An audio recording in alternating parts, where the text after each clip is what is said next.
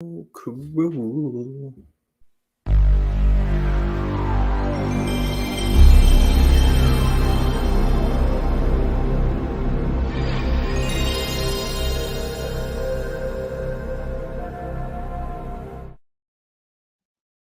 Utah, give me two. What's happening? Is it playing again? Are you hearing it? No, I don't hear it. No PlayStation for me. Welcome to the Bozo Experience. It's awful. I'm gonna leave. I'll be right back. So yeah, all right. I'll run solo on this one. We'll see what I can talk about for an hour and a half. We got a lot to talk about here, man. There's been a lot of moves going on. We got a nice little slate of things we're going to talk about today on the Pallazzo Pod, so I'm excited. Govier with technical difficulties. Usually it's me, but this time it's Michael, and he's back. Well, guess what happened? What happened? Utah, give me two. I had the YouTube open, so it was in my browser, and I was hearing the channel live. So everything I was saying was being repeated again and again and again. So, you trying to watch yourself, listen to yourself? I've never done that ever. I apologize for that. Welcome to the show. We're live. Utah, give me two. Palazzo Podcast, 2Ls, 2Z. Utah, give me two. We are stoked to be here. MLB free agency is booming right now, dearie. Do you think the Tigers are going to make a big splash this week? No, I don't. I just don't trust. Like, amazingly, I trust like Al Avila for some reason because I just trust him more than Illich. Like, I wish AJ Hinch could just run this whole organization because, like, he's the one that I trust the most. But I just don't trust Illich to make any type of move. I'd really like them to go after and get another starting pitcher. Seems like Oakland is selling everybody right now. Go get Sean Manaea. Go get Frankie Montez. It doesn't seem like it would take too much to get those guys, but come on, you can't run with Tyler Alexander as your number 5 and Matt Manning as your number 4 this year. I don't necessarily think they need Correa. This is the thing that's bothering me on Detroit radio right now. They're like, get Carlos Correa, get Carlos Correa. No, then you got a log jam on the infield. There's no reason for that. You already signed Baez to a long term.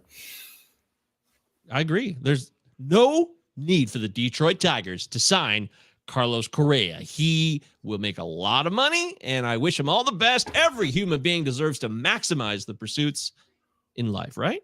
But there is no need to put Correa on this squad because they've got enough players already. Plus, it's a fucking pipe dream anyways. Chris Illich is not going to sign Carlos Correa. It's a total fraud. That would never. I can't believe we're even talking about it now. Moving on. Yep, There's nobody. Is there somebody else though? I'm talking like minor league deals or a small time invite to spring training that the Tigers might be on to. Are you hearing anything? Have you looked around? Have you heard some exciting news for our Tigers? I haven't heard anything yet. I don't know. I got to check with our Detroit guys, Marty and Raj, see what they think. I don't know. They're on the nose sometimes. That's true. They are. I don't think, by the way, that's a really good point. We should give credit to MotorCityBengals.com. Go there, check out their work. If you want to find out what's going on with the Tigers, truly and in great detail, Motor City Bengals is the place to be, bar none.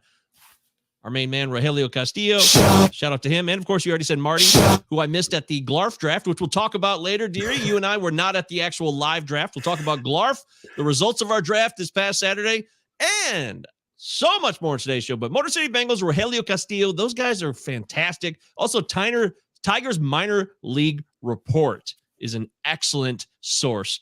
If you're looking for prospects, you want to go dig in a little bit. If they don't know it, then it doesn't exist. Trust me. Yep. I know what I'm talking about. They are in the know. They know everything about the Tigers organization. These guys travel to Erie and Toledo and get to Tigers minor league games. They know everything about the Detroit Tigers. And even if you're just a casual MLB fan, you want to know what's up and coming for Detroit. Rogelio, Chris Brown, these guys know what they're talking about. Bam, Skippy. I'm all about supporting people who give you what you need. And we all need more information. We don't need less, right? We need to be overloaded and drowned in it. We need to be bathed in it and just sopping up all this info until we can't even remember our own names. Does that sound good, dearie? Lather up. Lather up. Remember that thing? Go Tigers. Pop a shot. We used to have a Pop-A-Shot basketball in the house me and Deary lived at in 2007 in Ann Arbor on Main Street. Good old Main Street. Kitty corner from the big house which is, for those of you that don't know anything about college football, where Michigan plays football every year. And we had this Pop-A-Shot, which is, people not call it Pop-A-Shot. What else would you call it? It's a little mini basketball, electronic basketball thing. I don't know. You seem like you spent a decent penny on it. And yeah, we had a prime spot, man. You could throw a stone and put it right next to Michigan Stadium. We had a prime spot for 1 year.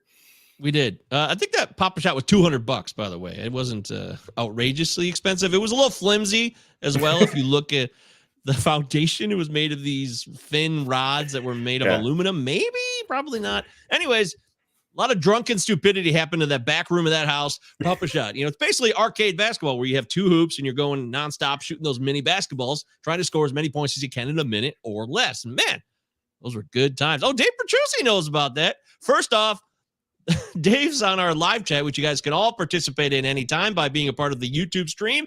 Pallazzo Podcast on YouTube, Pallazzo Podcast on Twitter, 2 L's, 2 Z's. Utah. Dave knows us very well. Me too. Dave is an old friend of myself and Deary's. He says, first off, that house burned down last summer. Bummer. Hey, guys, with Christian Pash being traded to the Athletics, you think they will push him up sooner than the Braves were going to? Deary? Yeah. Well, first of all, Rummage's house next door burned down. It is that's a lie, Dave. How dare you? We can share a Rummage story some other time. Rummage, okay, yeah, we got to table Rummage, Deary, because Rummage is a legendary figure, not just in Ann Arbor history, but for all times of folklore and mythic figures that exist in pop culture and around the world. There is few that can rival Rummage. Ann Arbor mythic figures, and he was our next door neighbor. Guy lived there for 60 years, and his house burned down over the summer last year. It's so sad. He's a good guy, too. We'll talk Rummage another time, but that's a little teaser for you. Good old Rummage. Anyways, Christian Pash is in Oakland now, and they're having a fire sale, Deary. So buy on Pash. They're going to play him all day long, right? Yeah, I mean, Laureano is going to be out for the first, I don't know how many games he still has to serve on the suspension, but it looks like, over here on Roster Resource, they got Christian Pash batting ninth and starting in center field to start off. He got a quick cup of coffee with Atlanta last year. Didn't really look too comfortable yet. I mean, he was, one of their top prospects. He's still a top 40 prospect. So we'll see. But I mean, this is just a lineup that absolutely looks like shit right now. Tony Kemp, Elvis Andrews, Stephen Piscotty, Seth Brown in the 4-hole, Chad Pinder. I mean, oh man, this team is trash. I mean, this is probably why the Mariners are making some moves, because the Mariners are like, shit, man, we can make the playoffs in this division. The Mariners will be in the playoffs this year. They are doing everything possible to make it a reality and end the longest playoff drought in Major League Baseball. And I really hope they do it, because I know a lot of great Mariners fans. They're really good people. And I got it wrong, by the way. It's Christian Pache. Pache. Okay. I want to give a shout out to Baseball Pods, who gave us a pronunciation guide last year. Pache. I can't believe I blew it. Pache. Yawn. Forrest Lawn with the yawn and says, he subject quickly. Change subject quickly. Oh, Mariners. Wow, you're typing a lot, Forrest Law. That's good topic for sure. Thank you, Forrest Law. Welcome to the show. You seem like a newcomer. Deary, do we know Forrest Law? I do not know a Forrest Law. Welcome to the show, Forrest. Subscribe to the YouTube, and you can connect on our Twitter handle, Pallazzo Podcast, 2 L's, 2 Z's. Utah. And that's where you can find out about all the cool stuff we got going on. We got a Patreon brewing. We got a Discord channel rolling with secret channels, depending on the level of the Patreon that you're in now. We got so much to offer. We're becoming a legitimate show with actual, I don't know. What would you say? What would you call it, Deary? Actual prestige? Credit? Credence? Credit? Or the credence. I think we're trying, yeah. Yeah. Street cred. We got street cred. People are technically paying us to do this show for the first time ever, Deary. It's never happened. We've had a few donations over the last 2 years, which you can always donate because we leave our PayPals and our cash tags in the show description on our podcast platforms. But we actually have some patrons. So welcome new patrons. We have 2 Hall of Fame patrons. One of them happens to be Deary's wife. So, hey, Christina, thank you so much. Here we go. I have no idea this happened. Thank you, Christina. She and Steve Paulo. Shout out to Steve, who's one of the great men in the business today. Great human beings of all time, Steve Paulo. him and your wife are the first 2 Hall of Famer patrons, which is our top level on Patreon. So I already told Christina, thank you so much. You're very, very kind of you. And, I expect that. I don't have a wife. I have a girlfriend. I guess she could support the show too, but she hasn't. So I think that says it all. Christina is also a baseball fan and Leanne is not. So I think Christina will actually gain some value from what we do here. She listens every week. Clifton McClintock in the house. Love the name, McClintock. Do you know about Clifton McClintock, Jerry? He's a fucking incredible human being. Clifton, what up, dude? Shout out to you. We've got a crew brewing here. I love it. I love our Pallazzo pals. So much to talk about, so I want to get into the show. But Clifton is a guy who I've mentioned this on a previous episode, Deary. I met him on the Baseball Doesn't Exist YouTube channel. We were chatting. That's right, yeah. And he knows all about the lore that goes into Diamondbacks baseball, and in particular, one human being who was, oh God, am I losing the story now? Hey, McClintock. Am I forgetting the story, Clifton? You got to refresh my memory. You saw something about a grand slam or something. Anyways, I'm really grateful that Clifton comes by and checks out the show. He'll fill us in because there's a dude from Wisconsin that played for the Diamondbacks who hit a grand slam. And that's all I'm recalling right now because I'm brain dead and I'm doing a live show. And you think about a lot of things when you're doing a live show. You really do. There's a lot going on. This is not scripted. This is not scripted. Unscripted with Deary and Govier. We could do our own unscripted on Fox Sports. What do they call that? Fox Sports 1? Forrest Law says, gotta love a happily married couple. That's very American of you. It's true. It is. It's also very American to have a girlfriend if you don't have a wife. We are Americans. Forrest, are you from outside the United States? It's great to have international audience members. Welcome to the show. Jasper in the house. What up, Jasper? Good to see you. Jasper Springer is a regular contributor. And Jasper, I haven't seen you on our Discord and our Patreon yet. Jasper, you got to get your ass on that shit. All right. So anyways, God, I feel bad about the Clifton McClintock story now. I hope you're still here, Clifton, so you could fill us in on the story and refresh my memory, because I really think it was a fascinating tale. It was about Wisconsin and the Diamondbacks. Now it sounds stupid to everyone else is hearing this. Stop. What are you talking about, Govier? It's fucking dumb. Anywho, today's show, we're going to cover some things we wanted to get to last week, but last time we did a show, the CBA finally got done, but we didn't get a chance to cover a few things. So we're going to cover 3 different segments. Be curious, not judgmental. Players we're curious about. If you don't know, now you know. Getting on the record with some of our takes we'd like to get on the record. And stay away. Ignore one player. Take this player instead. A fun little game with just our own, little way of switching it up with our monikers. Okay, so like I said, the Discord is live. Go check that out. I'll drop the Discord link in the live chat here on YouTube so you can connect with us. We got a bunch of different channels on the Discord server, including unique channels that will give you exclusive access to player analysis questions for me or Deary, or how about Russell Withers, friend of the show and loyal diehard, has his own channel on the Discord, Deary. It's called Russell's Armchair Advice Dungeon. It's a little wordy, but I love it. Just thinking of Russell in a dungeon. Yeah. Russell's dungeon. Here it is. Thank you, Clifton. Thank you. It was Damian Miller. Damn it. Damian Miller is from the same hometown as Clifton McClintock is. Was a scab player on the 94-95 player strike, part of the 2001 Diamondbacks World Series team. Hit the first grand slam in Diamondbacks history off of Hershiser. Thank you. That is exactly what it was. Yeah, so they're from the same hometown in Wisconsin. And now I know. Cool. No, or as Paul Harvey said, did you listen to? Now you know the rest of the story. Did you remember Paul Harvey? Did you ever listen to that when you were a kid? No, I don't know what you're talking about. Paul Harvey. Jasper's hiding out with an ellipsis, by the way. I don't know if that's good or bad. There's nothing wrong with hiding out, dearie. We love hiding out once in a while, don't we? A little Mysterio in me. It certainly is. Of course there is. That's part of your charm.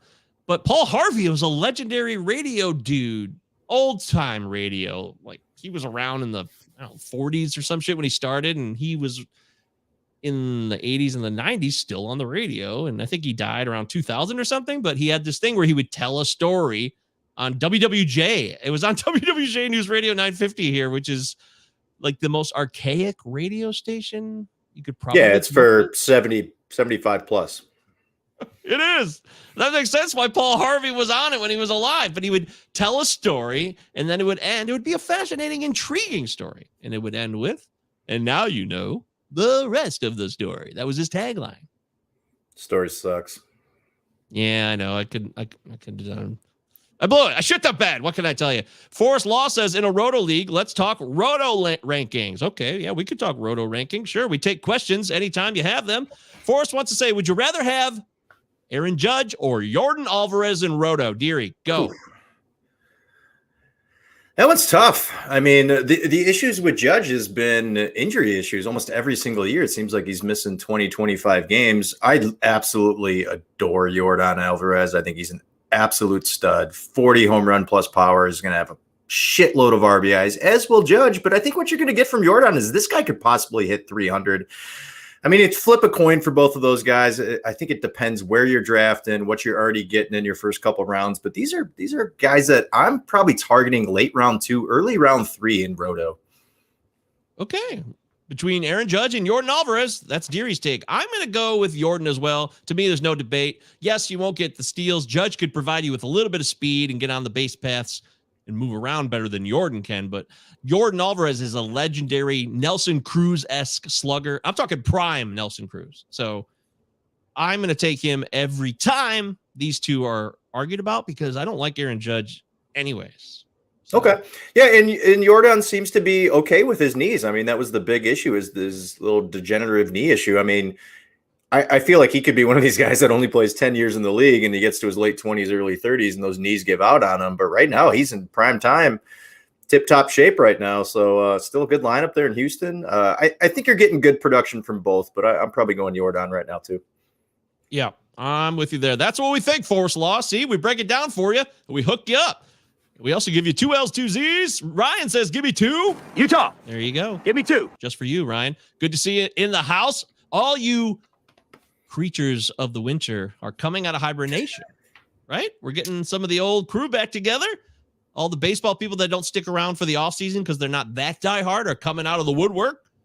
And we got a nice little community brewing here. I love it, man. Dear, I'm really excited about our future. I really am. Am I allowed to say that? Oh, no, not at all. I'm ecstatic. I've been waiting for this show all day long. Hey! I was just on the In This League podcast, too. They had a live show on Twitch. I jumped on for 10 minutes, and I did the Mr. Scream from Wayne's World 2. Do you remember that? Mr. Scream. Remember when they go into the radio show or the radio station to promote Wayne's stock? And is it they're like explaining and the guy's just not listening to them and they're just like saying that's stupid exactly shit? it. Yes. Yeah, that's it's been a while since I've seen that movie. Yeah, that's the guy from The Simpsons, Harry Shearer, the legend. He's that's right. Spinal Tap, and he has a sidekick called Mr. Scream, who is Ted McGinley, who's from Revenge of the Nerds and Married with Children, some old shit that is dated. And all Mr. Scream does is go,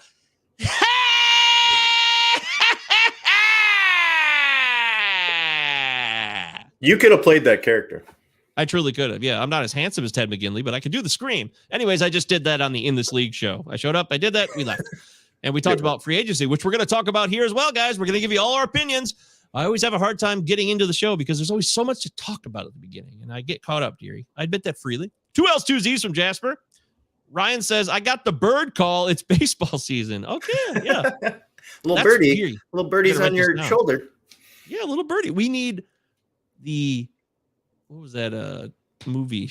The trilogy with Jennifer Lawrence. It was a young adult. Hunger Games. Yeah, we need the Hunger Games sound. You know what I'm talking about? They played at Yankee Stadium, I think, when somebody comes up to bat, or when you're nominated as a tribute. Woo! It's like, I don't know how it goes. I can't do it out loud, but we need that for the show. That's an audio clip I'll get later. Thank you. Clifton McClintock says, where do you think Correa is going to land? Back in Houston for the short term? I say he goes to Houston. Deary, do you have a challenge to that or an alternative theory? I mean, there's been some chatter about the Cubs. I don't know why the Cubs would spend $200 and some odd million on a guy they're going to have. It's going to be a shit team for the next few years. They're not any good. I mean, Houston's still a World Series contending team. Verlander's coming back. I don't know what that original deal, I may have to look this up, what they offered Correa and he kind of turned down. I think it was more of like a 5-6 year deal with some incentives. I feel like that's probably the best spot is for him to go back. I mean, he hasn't gotten much traction in the market right now, and everybody else seemed to have scooped up their shortstops. The two big names that I'm still waiting for, or three big names, is Freddie Freeman, Correa, and Trevor Story. I mean, spring training games are starting tomorrow. These guys have got to sign here in the next few days. I thought we would have seen something today, especially with Freeman. Now that Matt Olson has gone over to Atlanta, I thought we would have seen something with him. And I heard that Houston has started talks again with Correa. I think he's probably heading back to the Astros. Yep, I think that's the case. I suppose there's a wild card. Welsh from In This League said maybe the Cubs. I think Bogman said that as well. The Cubs. Yeah. So that's a wild card. Who knows? Clifton says, yeah, we covered that. Thank you, Clifton. Forrest Law's back with more. Roto rankings continued. Forrest has his own sideshow going on here where he just keeps this segment going. It's beautiful. He's asking us about players. This is what we need to do, is talk about players. I love it. That's why I'm thankful for Forrest Law. Thank you, Forrest. Make sure you subscribe to the YouTube channel. Dylan Cease or Shane McClanahan this season? Everyone's on the Cease wagon. There's a ton of hype on Cease now. I think, I guess I kind of want to go McClanahan here. I think I like his skill set as much as Cease's, but I also like what the Rays can do as a team and how they get the most out of their pitchers for the most part. So I think maybe by a hair, I actually would go McClanahan, but it's really, really, really, really tight. I think McClanahan can walk less guys and not hurt your ratios as badly as Cease might. Both these guys are in the hype machine. I'm going to talk about the hype machine later, and there's hype on both of these guys. Dylan Cease reminds me a lot of the hype about Zach Plesac last year, who did not have a very good season. If you were getting Plesac in the 6th, 7th round last year, he did not live up to that. Dylan Cease is telling that same narrative right now. I don't hate Dylan Cease. I think he's going to throw a lot of innings. He's going to win a lot of games on a very, very competitive World Series championship caliber team like the White Sox. And with McClanahan, it's like, how many innings is he going to get? Tampa's going to do Tampa. So I think I lean a little bit towards McClanahan. I think he's going to give you some great ratios. I just don't know how many innings he's going to give you. Yep. Okay. I'm down with that. I'm going to dig deeper into Cease actually after the show because I want to get a final analysis. So I'm crystal clear on how I truly feel about him because the hype, as you said, the hype machine is, woo, they're churning at full speed right now. Jasper says Cease over McClanahan because I'm a Sox fan, but that makes sense. Sure. Very easy. Likes McClanahan more for his fantasy team though. So that's intriguing. Ryan says, it is my guess some of these guys will take 1-year deals, reset next year since they kind of got screwed with no real time for negotiations. Oh, that's an interesting theory. What do you think of that, Deary? I think it's really risky. It's really risky to go on 1-year deals. You want to try to get as many years and as much money up front. I mean, because you take that 1-year deal and something disastrous happens, you're out in the cold by yourself with no jacket. Yeah, that sounds terrible. I would not want that to happen to me or to anybody I know and respect. So good call. I'm going to tell you this. We got a lot more players to talk about. It's a Pallazzo Podcast. 2 L's, 2 Z's. Utah. Give me 2. Start at the Twitter handle, and then you'll learn everything you need to know. We got a lot going on with the Pallazzo Podcast Invitational. League 6. League 6 is now forming. Wow. Okay? So we surpassed last year's 4 leagues. I'm in League 5. We're drafting right now. You might have missed it if you're not following me on Twitter. I'm at MJ Govier. Follow Deary at CDeary1999. Deary as in dearly beloved. I got auto-drafted in our very own podcast league that we run. That's pretty pathetic, Deary. You have to do that every year. You just have to do it every year. Yeah, but this one pisses me off because I was driving around town and I was on the clock around 3 o'clock today. So I'm like, okay, I'm on the clock. I want to get this right, though, so I'll wait till I get home. But I was running a couple errands. I was going to Lowe's. I told you I got that mouse crisis here. That still isn't over, man. That mouse crisis. We have 2 confirmed kills. 2. Utah. 2 confirmed kills. Yeah, and so I'm in terror. I'm at total DEFCON 1. Is DEFCON 1 the most intense? Because that's the one I'm at right now. Yeah, I think it goes from 5 down to 1. So yeah, it's not good right now. You only know that because of War Games, right? God, War Games. Haven't seen that one in like 30 years. That's the only reason I know it is because of War Games. I don't know anything else about DEF CON other than what I saw in a movie that came out 39 years ago. But the mouse thing's a crisis, so I went to Lowe's and I'm running some errands to get some traps and some shit, and I got to fill up some holes with this spray stuff that turns hard. It's pretty wild. You spray it and it hardens up and it locks them out. So by the time I got back to the house and I had to set up the graphic for the show we were going to do later, 2 hours went by and I got auto picked, man. All this. Wait, what round is this? Round 19, 18 and 19. Okay. Who'd you get, Josh Young? I guess it's not as bad as that, I suppose. Ryan says the Michigan sniper over here. What? Hey, am I a sniper?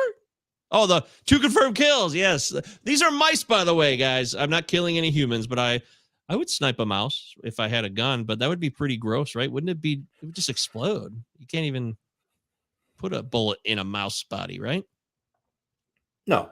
I don't know. I mean, you would have to have impeccable aim.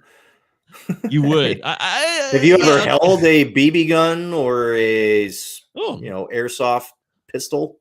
BB gun. That's a good idea, actually. That would fit the body. That would be a kill probably if I shot it in the head. But somehow you would shoot yourself. Like in the hand. Shoot your eye out. Yeah. Jasper says, get a cat. Yeah, I wish I had Finley right now. Rest in power, Finley. I wish Finley was here to support me, dearie. He would take care of everything. He really The cat was a savage. Cat was incredible. This cat was such a beast cat. I don't like cats. Deary's not a cat guy either, as far as I can tell. And Finley was a unique character. He roamed the streets. He was kind of fat, but he killed anything. He would kill big game like squirrels and shit. It was hardcore. Oh, yeah. This cat was wild. It really was. So. That's a tribute to Finley, who killed a lot of beasts with his own paws. Ryan says, if you can... How often do you move into a house and you just inherit like the neighborhood cat? That's what happened to us. That is what happened to us. You're right. It always drove me nuts, man. It really pissed me off. But Jay's like, no, it's our cat. I'm like, all right, well, that's how it is. So. Ryan says, if you could skin a grape, you could shoot a mouse. Yeah, I bet you could. That's tough to do. I could not skin a grape. That was so delicate. You would need a razor blade. And a really thin razor blade. That would be really tough. Jasper says, give got to kitten cat. Do I understand that? I don't know what's going on.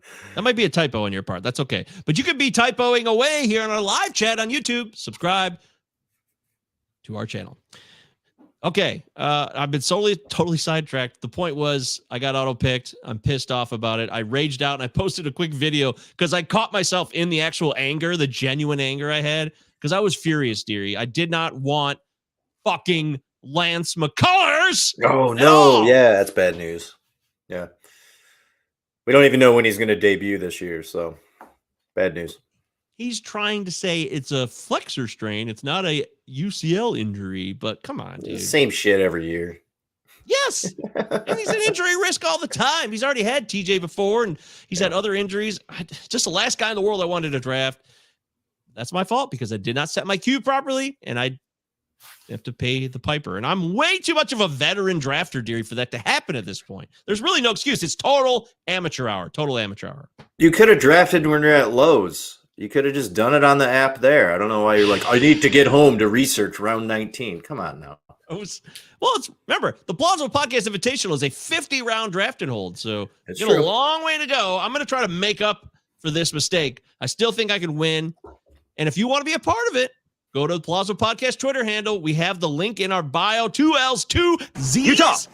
Give me 2. Sign up for League 6. Let's fill League 6. We'll start filling League 7. We'll take as many people as possible that want to play. There's an overall title with individual league prizes. 15-team, Roto, 5x5, 50-round draft and hold, do or die. No fab, no commitment. Very simple. Forrest has another one in his continuing series, the Forrest Law Roto Ranking Series, brought to you by the Pallazzo Podcast. Kelnick or Torkelson, dearie? Do you go Jared Kelnick this year?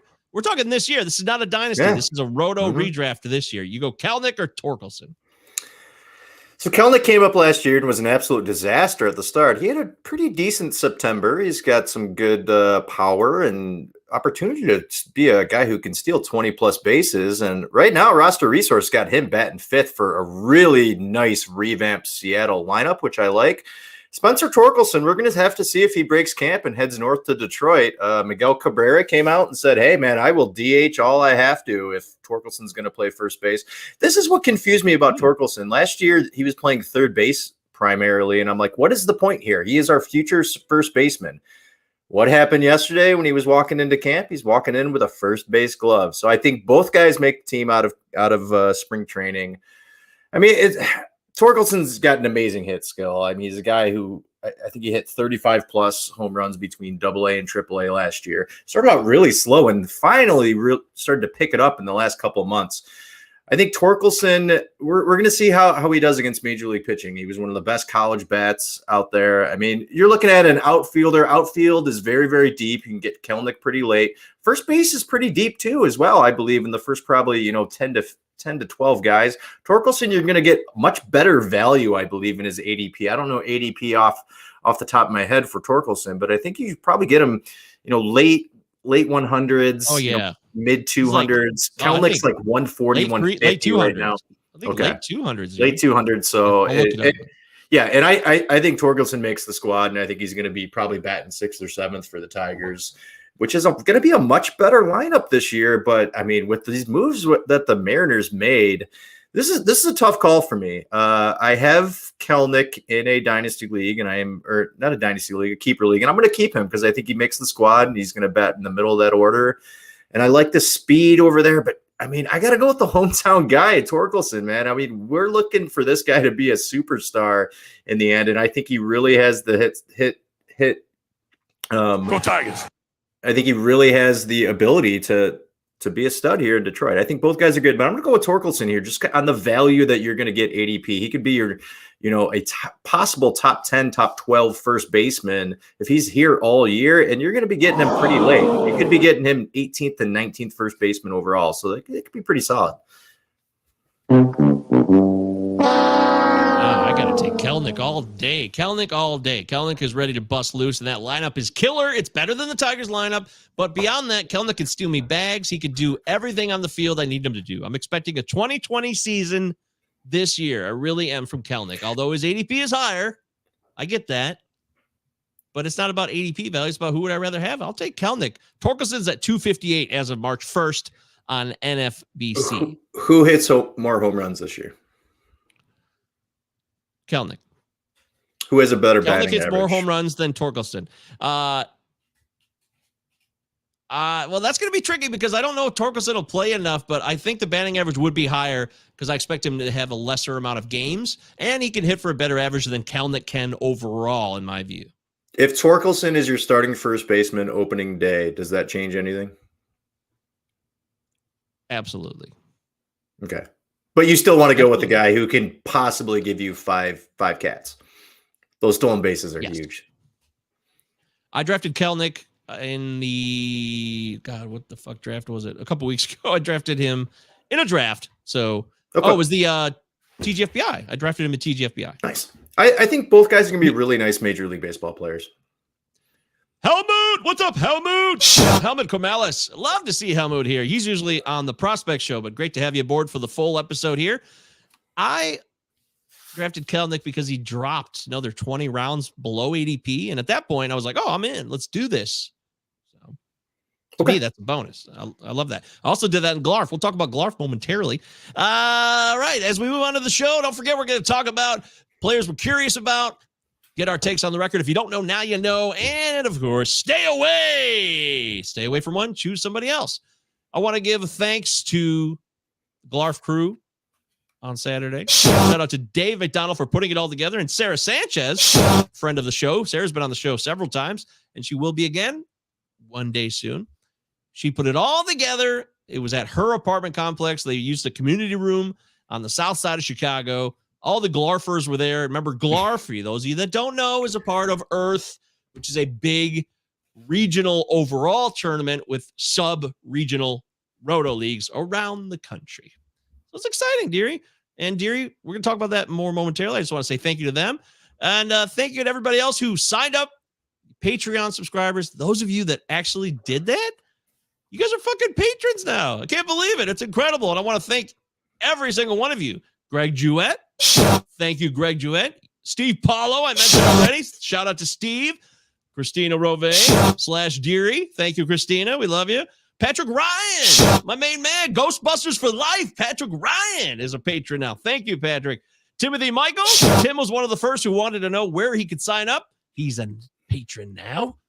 Charlie Flynn, my Oregon brother from another mother. And, of course, certainly not last, Russell Withers. He's got his very own channel on the Discord. If you sign up as a patron, you can be exclusively involved in that dungeon. That is a bonus feature on our Discord channel, which has 7 bonus channels beyond the regular Discord, which is free. The Discord itself is free of charge.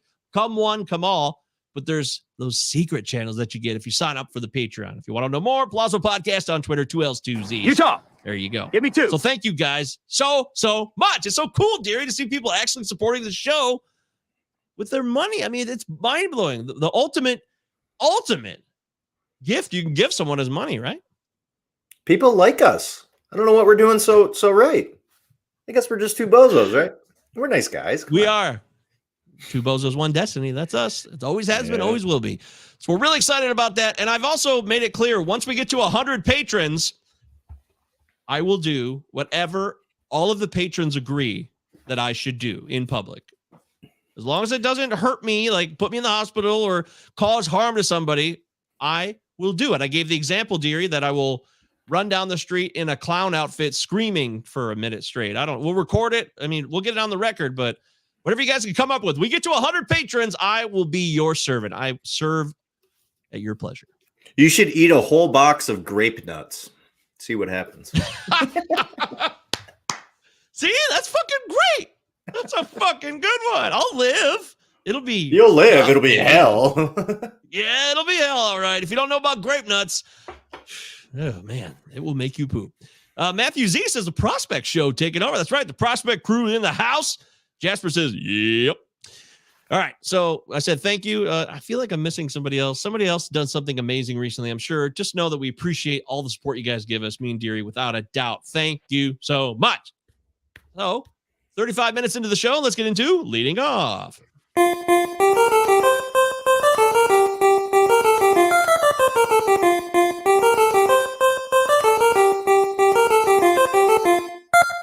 Hey, Ratty. So, like we said, Glarf happened over the weekend. Deary, we did the draft. We were not there in person. I had some crazy ass shit happen to me. Unfortunately, I was supposed to be in Chicago. Next year, Deary, we'll both be there. Agreed. For sure. But it's a 15-team roto, 5x5, do or die. Very simple. And we drafted with heavy hitters like Dave McDonald, Jake Halusker from the Rotosaurus and the High Stakes Heat podcast, Sarah Sanchez, as we mentioned, Marty Tallman, as we mentioned, Lucas Beery, who's an incredibly talented player. If you don't know Lucas, you should follow Lucas on Twitter because he really knows his stuff. Follow him at Lucas Beery, Biery 33, and a host of other wonderful people. So, Deary, how'd you feel about the draft? Anything stand out to you about it? I really enjoyed my team that I drafted. It's funny. We're about 6 rounds in, and I'm drafting like I'm a 13-year-old. I'm looking for the most home runs in the league here. Started off with Devers. I was on the turn. I was the 15. I went Devers, and then I went Trout. I'm like, Trout is healthy. This guy's a top 5 fantasy player. I'm glad to take him at 16. Got my guy Matt Olson in the 3rd round. I posted the other day on Twitter, I think 6 of my 8 leagues so far that I've drafted, and I got Matt Olson. I got him in my keeper league. Now he's moving over to the Braves. I think he's going to have even better stats over there because he's got a great lineup around them. Drafted Aaron Judge as well. I waited a little bit on pitchers. Got my guy Jose Barrios, who I like a lot. Got him in the 6th round. Or the 5th round, Polanco in the 6th, who I really like. Corey Seager, I think that's great value in the 7th. I think he's going to have a ton of RBIs and runs, and he's a guy who can bat, near 300. Pitching got a little worrisome here. I went after Verlander. There was a little chatter in our Glarf live stream.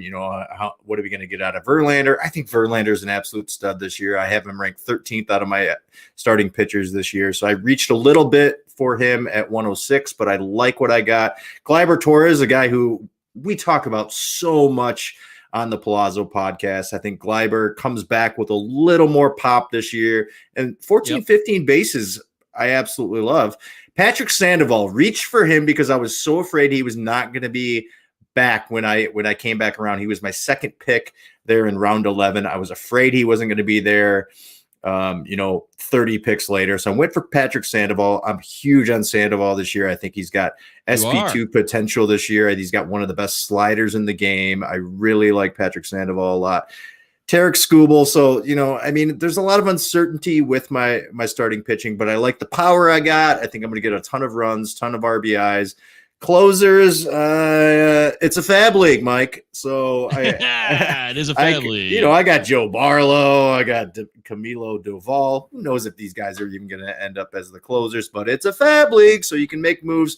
And everybody knows when you're in a fab league, there are closers that you can pick up year round because it's an ever-changing elevator door here with closers. Sure. I had a fun time. The one huge mistake that I made.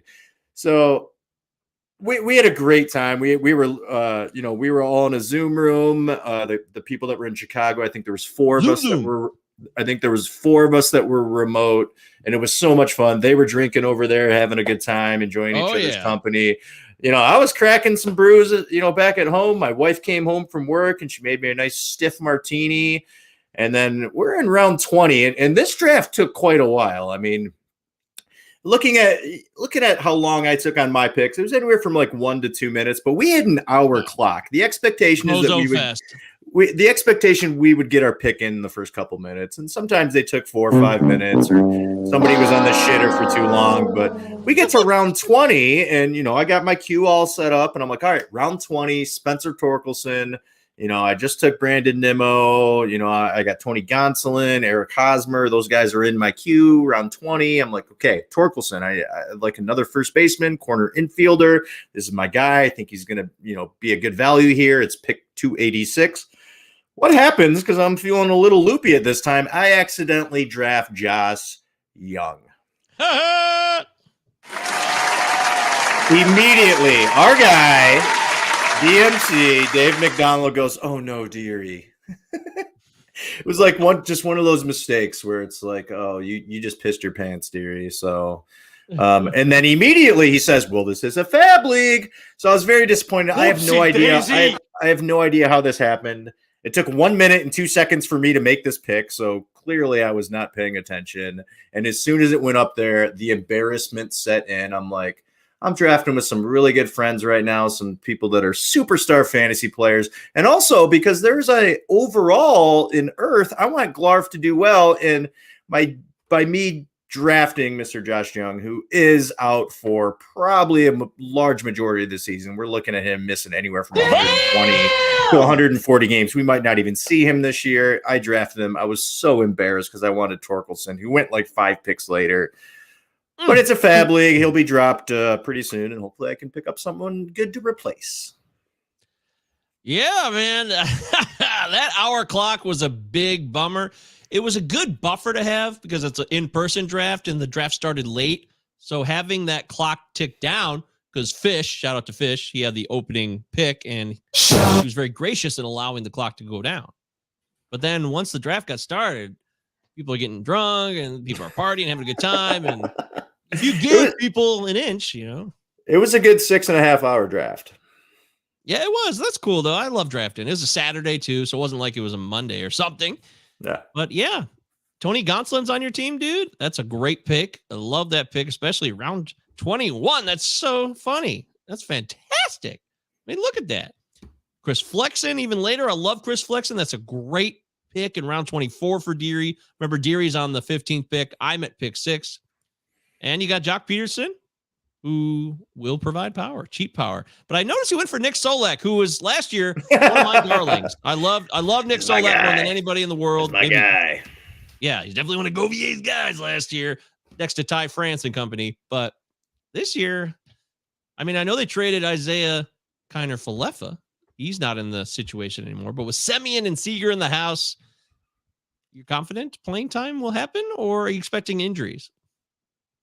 Well, I mean, you're looking for depth. He's a guy who I still believe in, that he could, give it a little bit of power and some stolen bases. I'm looking for some sneaky value late here, but he's talented. I mean, shit. Yeah, he is. But I mean, Him and Nick Senzel were two guys that I was all over last year, and Ian Happ as well. And just it didn't work out. They couldn't seem to put together a good 2-month stretch at all. And Solek was one of those guys who just couldn't seem to get it together.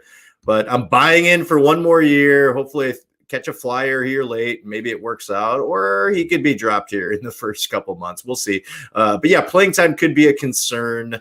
I mean, he does have, eligibility at multiple positions, but we'll see. I'm taking a flyer for one more year. One more year, just one more year. Clifton says, what is your guys' opinion on Ricky Tiedemann? Scott Tenorman? Yeah, Scott Tenorman? Tiananmen Square? I think you stumped me on this one. I don't know Ricky Tiedemann. I'm stumped, and I'm not going to lie to you guys. When I don't know something, I don't know it. So congratulations on stumping me. Woohoo! You did it. I knew you could do it. And Deary, do you know this particular individual? I do not. I'm trying to look further into the name to be if there's some kind of joke within this, but I don't see it. Yeah, I don't know Tiedemann. Yeah, I can't help you. If somebody in the live chat would like to help out, that would be fantastic because I don't know Ricky Tiedemann.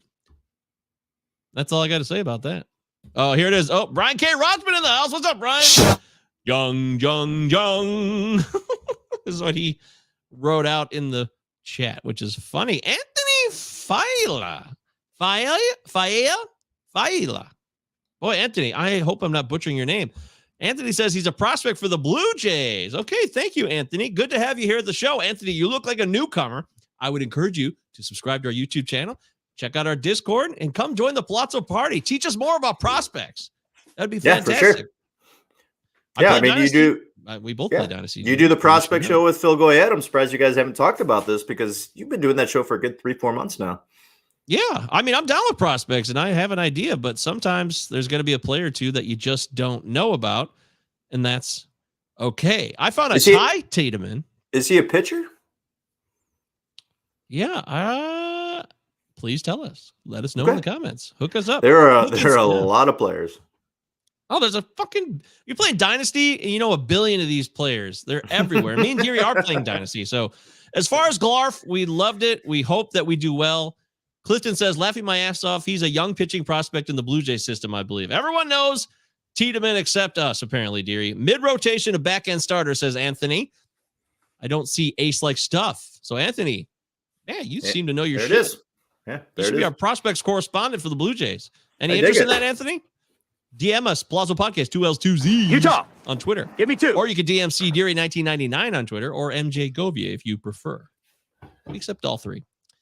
All right, so I feel bad about not knowing Ricky Tiedemann, but this is a reminder that we need to learn and we need to continue the pursuit of knowledge, Deary, because we can't just show up and do a show. We got to have prep, which we do. We always do a rundown. We get organized, and we have players that we plan to talk about. So even with all that, when you do a live show, you're going to learn something new. It's tough. There's a lot of players in Major League Baseball, and when you got the minor leagues, we do our best to know what we know, but I love it when people are chiming in and people are answering other questions from people that are posting, which is absolutely fantastic. Be a part of that Pallazzo community. Hell yeah, dude. See, we want to learn from you guys. We don't want to just there's a lot of truth to the fact that people who do shows for fantasy baseball, fantasy football, they're just like you. They just decided to get a little more public with it. They wanted to share some things they learned and share their own analysis. And that's really what this is. You guys are just like us. So teach us, give us information. We don't know everything, and we're happy to learn from you. That's what makes this not just a show. It's an engaging, community-based meeting point, if you will. I think that works for me. This is all just a very long way to say, I don't know Ricky Tiedemann. My bad. All right, so Glarf's awesome. We hope we win, Deary. I hope you do well, Deary. I don't feel very good about my draft. I'm very paranoid about it. I took flyers on guys. You hated your first 8-9 picks, but you said you weren't comfortable with the spot you're picking from. You hadn't done it yet, and you just didn't feel comfortable. You were grabbing guys that aren't Govier's guys. That's right. I don't like 6 because I want to be in a spot where I know the guys I like are going to be there, and I don't need to be at 6. I could be at a later spot is what I learned. I took Shohei Ohtani as my first pick at number 6, and I love that. But I took Freddie Freeman second because he fell so late in the second round. And I don't have a problem with that either. I just didn't love it. I wasn't excited about it. And when I take Freeman and Alvarez back to back, that really limits my steal potential early on. So that's why I had to take Buxton with the next pick. Yeah, this is why in KDS style, like 15, if I don't have 3 or 4, which I do like, I like 3 and 4. If I don't have 3 or 4, 15 is my next spot that I want to be at. I like 15 and 14. Okay, my man. Clifton has one more question for us. He says, Clifton, there's no limit on questions. You can ask as many questions as you want anytime, Clifton. I'm telling you right here. I'm looking you in the eyes. Ask away, my friend. Ask away. Last question I have for you guys. Do you think we will see Adley Rutschman make his debut this year? Abso-fucking-lutely. Yeah, I agree. I'm keeping him in a 12-team keeper league or 12-man keeper league. If he doesn't make the opening day roster, I would be surprised because they really don't have much else going on there in Baltimore. He has an amazing hit tool. He's ready for the majors now. If we don't see him up in 3 weeks, we're going to see him the first week of May. And I think he's going to be a premier catcher in this league. Yep, I love all that. I support everything Deary just said. Love Adley. He's going to have a debut, of course, and he's going to play well. He's going to give you a rock-solid batting average. I don't expect as much power. And with the fences being moved back at Camden, that'll be a little bit of a problem power-wise. But well, he is a left-handed bat, so that's going to help. They're not moving anything back, but they're in right field. But hey, if you get 15 to 20 home runs and a guy who could bat 280 from the catcher spot, I mean, I know the thing that's going to be worrisome is what's going to happen in Baltimore in terms of is Mullins going to repeat what he did last year? A lot of people are out on Ryan Mountcastle this year, which I'm actually kind of buying back in because his ADP is starting to drop a little bit, into those everybody's bailing on Mountcastle in left field. Yeah, everyone's bailing on him. I think 265, 80 RBIs, 25 home runs, 80 runs is okay. I do too. I don't understand it. I think he's only going to continue to get better. He's growing as a player still. And if you can throw in 5 steals, that's a nice bonus. The fence panic is probably too strong with Mountcastle there. That's an example where it's gone too far. Sure, he might not hit 30, but he could hit 25. He could hit 23, 265 average, bat in the middle lineup. Decent value right now on Mountcastle, I believe. I mean, I really liked him coming up in the minors. And when he made his debut, I was down with it then. So why are we off of this beyond the fences? I mean, that's all you're telling me. He plays on a shit team. He's going to play every day. And they can give you stats as Cedric Mullins proved last year. Yeah. I don't get it. Beyond the fences thing. Well, you just kind of buy into certain guys and then you're out on certain guys. You construct this narrative when you start building your, kind of projections, and a lot of people just kind of started to pile on to him. I'm starting to get a little more interested in Mountcastle. Yeah, stop piling on, guys. It's not cool. Stop! Oh, sorry. I'll be quiet now. Okay. The player to be named later league, right? Is that what it's called? The player to be named later dynasty league that Deary and I are in with our pal, Robbie Baseball. Shout out to Robbie, of course, always and forever. We love Robbie, and he's had us join this league this year. It's a 30-team full-on dynasty salary cap. I mean, it's a fucking real league. It's the real deal, man. Yeah. So the free agencies are going on right now, and it's wild shit. Me and Deary have been blown away by the intensity of this free agency, and it's done with this awful system. I feel like the system needs some work because it's on the Fantrax message board. It's the Fantrax league. So you post a player that you want to bid on to start, and then the bidding commences with the follow-up post. And I just got bombarded with notifications when it first started. It was all day long, like a week ago. Boom, boom, boom, boom, boom, boom, boom, boom. But it's hard to keep up with. It is intriguing, though. You have to write down a list and be organized with your own separate sheet, Deary. That's what I found. Because if you don't do that, you're going to be sifting through the threads with a lot of confusion, and you're going to miss something. I've absolutely loved this for the last week and a half. So I believe it was 2 Sundays ago that the free agency period opened up. Mike and I just joined this league, so we were part of a dispersal draft. we both got some good players within the dispersal draft, and then there was a rookie draft, which was a lot of fun, and then free agency started, and there was some really good guys coming off of contracts that were available.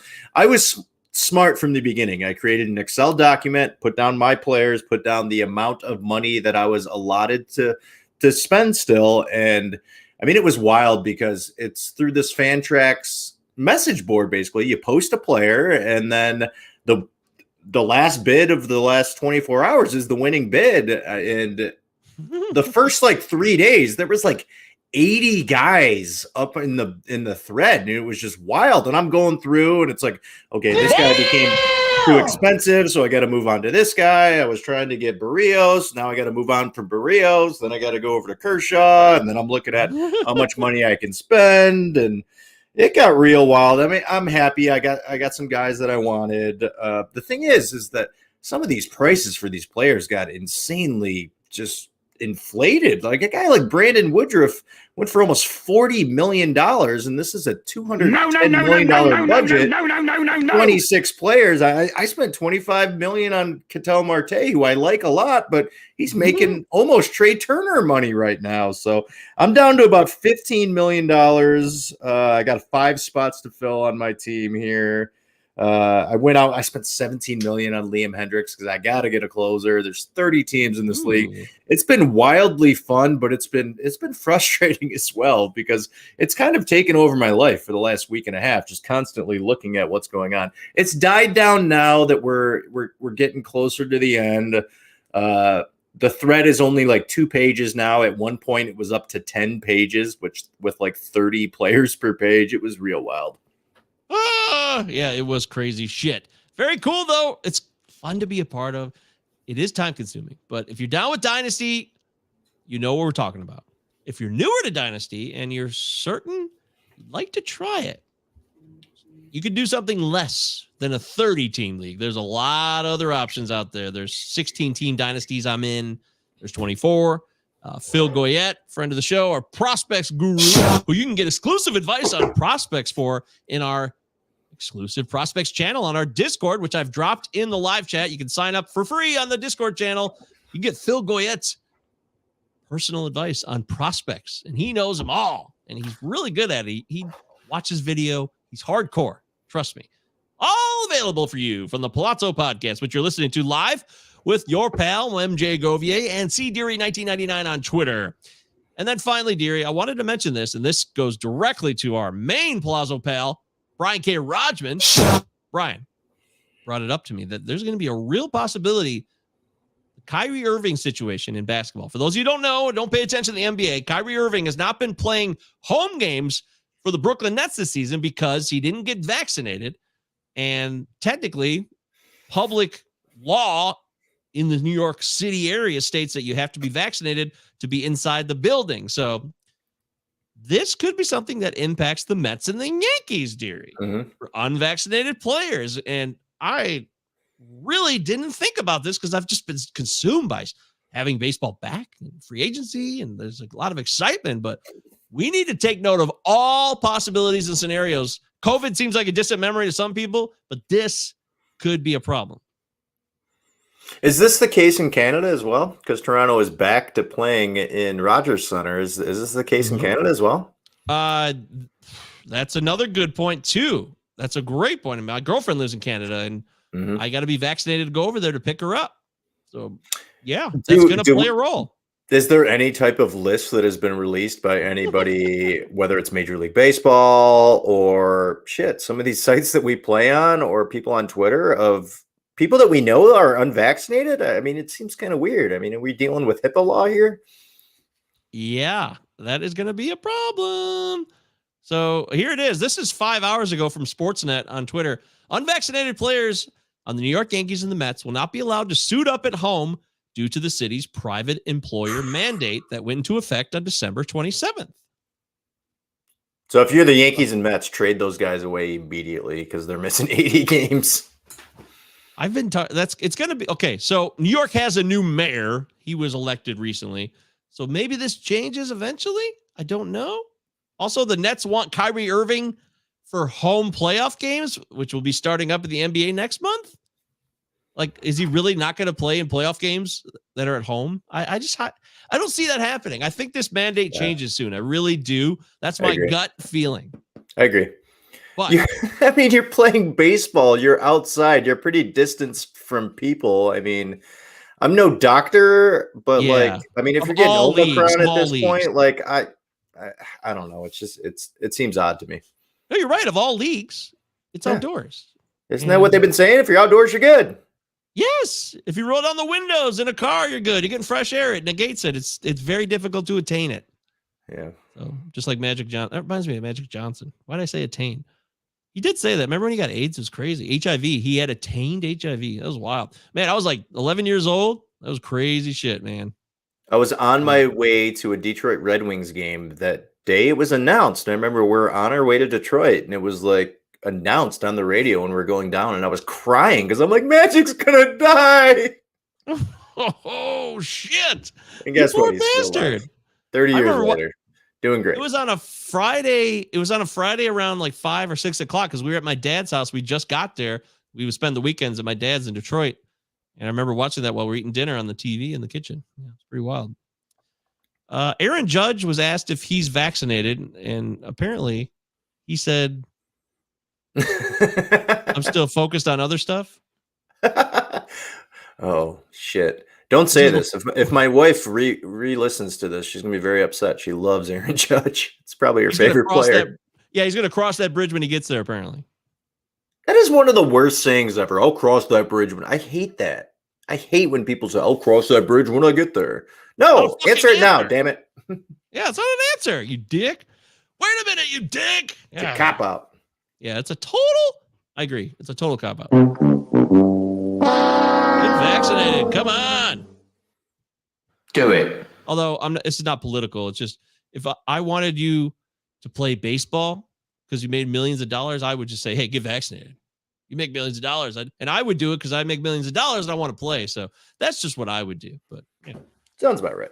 This is not a show about dividing people along vaccination lines or any political agendas here. We don't do that. We're just regular people. We want to include everybody. We love everyone. So don't ever think that's what you're going to get here at Pallazzo. We don't do that shit.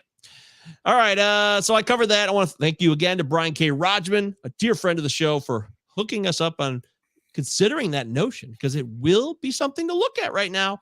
It'll probably be a spring training headline that I think dies in April, but right now it does matter. Yeah. And it matters to me, dearie, because I've been targeting several Mets hitters. Okay. So, yeah, Dave Petrucci, our good buddy that messaged at the start of the show, he just messaged me and he goes, can we get a list of unvaccinated players? So I think he's putting something on me as the commissioner of our league. Hey, Mr. Commissioner. You got to do your own fact finding. I'm not giving out that information for you. Oh, okay. You're a hardline commissioner. You're like a Roger Goodell. I guess I respect that. I do. I understand. I'm just worried that Luke's not going to get his I'm just worried that Luke's not going to get his keepers in on time on this Sunday. Oh, Luke, why don't you ever get your keepers in on time, Luke? You're killing us. All right, let's get into our main course here. Talk about a couple segments that we cooked up for you guys. This one's called Go Tigers. No, I don't think it's called Go Tigers. Is it? Is that true? It might be. I'm going to talk about a tiger. I'm my little boy to school, and I saw this quote by Walt Whitman. It was painted on the wall there. It said, "Be curious, not judgmental." That's what we're going to do here. We're curious. We are fascinated by certain players, and we're going to break them down for you. So, dearie, who is the first player that you're not judgmental, but you're curious about right now? I mean, it's not hometown bias here, but I'm curious about Tarek Skubal right now. A lot of people are off Skubal this year because the issue is the home runs. He gave up 35 home runs last year. Most of those home runs came early on in the count. You got to remember this guy was a rookie last year. It was his first time up in the majors. And home runs weren't an issue in the minors. I understand that in the minors you're seeing much less talent, but he only gave up 7 home runs in 144 innings. Last year, 35 home runs. What I like about Skubal is he's a guy who is able to get the strikeout. He also doesn't walk a ton of people. If you look at his last 60 innings last year, he only walked 9 batters. That is really, really good. Now, what's surprising about Skubal is he needs to be better against lefties. He just wasn't as good against lefties. He was actually better against righties last year. At home, if you have him in any type of league, you are playing him at home over the road right now. Last year, he had a 3.56 ERA at home, 5.55 ERA away. I believe that's going to improve this year. And what I really am encouraged about is Chris Fetter is the pitching coach in Detroit. Ooh, I really trust love Chris Fetter. I love what he did at the University of Michigan. He got guys drafted in the second, third, fourth round over the last 3-4 years, moved on to the Tigers last year. I really like what he's going to be able to do with Mize, Skubal. Hopefully Matt Manning can make a little bit of a jump this year. But I'm curious about Skubal. I got a couple of shares of him this year. What he needs to do is just be a little smarter of a pitcher. He's not going to blow it by you in the first couple pitches, and that's where a lot of the home runs were coming. If he can get to 2 strikes on you, he's got a wipeout slider, and he can blow you away outside of the zone. So Derek Skubal's a guy that I'm curious about this year. He's a guy who could possibly make a big jump and be a top 30 starting pitcher this year. Oh boy, I love me some Tarek Skubal. He is ready to take it to another level, dearie. You're a wise man for being curious, because there's a lot to be curious about in a very good way. My curiosity is turning towards Edmundo Sosa, St. Louis Cardinals middle infielder. Last year, he performed pretty well. Limited duty, 326 plate appearances, 6 home runs, 4 steals, 270 average, around a 350 OBP, a slugging of 389, OPS 735. I mean, it's not mind-blowing, but he can really hit the ball hard, really hard. His max EV last year was among the best in baseball. And remember, max EV versus EV, it's a big difference because EV is average, right? So it doesn't really tell you the full tale. When you get the maximum amount a guy can crush a ball, it tells you something. It tells you how hard he can hit it and what kind of power he's dealing with, bat speed, all that stuff. It's very exciting. So Edmundo is going to be 27. Oh, wait, his birthday's on March 6th. He just turned. Wait, this 26. Is weird. Oh, it's 20. Just turned 26. So you're right. It says 26 years old in 9 days. I'm so used to reading Fangraphs birth dates by year, month, day that it threw me off because his birthday just happened. So he's 6 foot, not a huge dude, but he's solid, 6 foot 200. And he cranked out 17 bombs in 2019 at AAA, which was unusual for him because he hadn't really done anything like that prior to that. I don't know.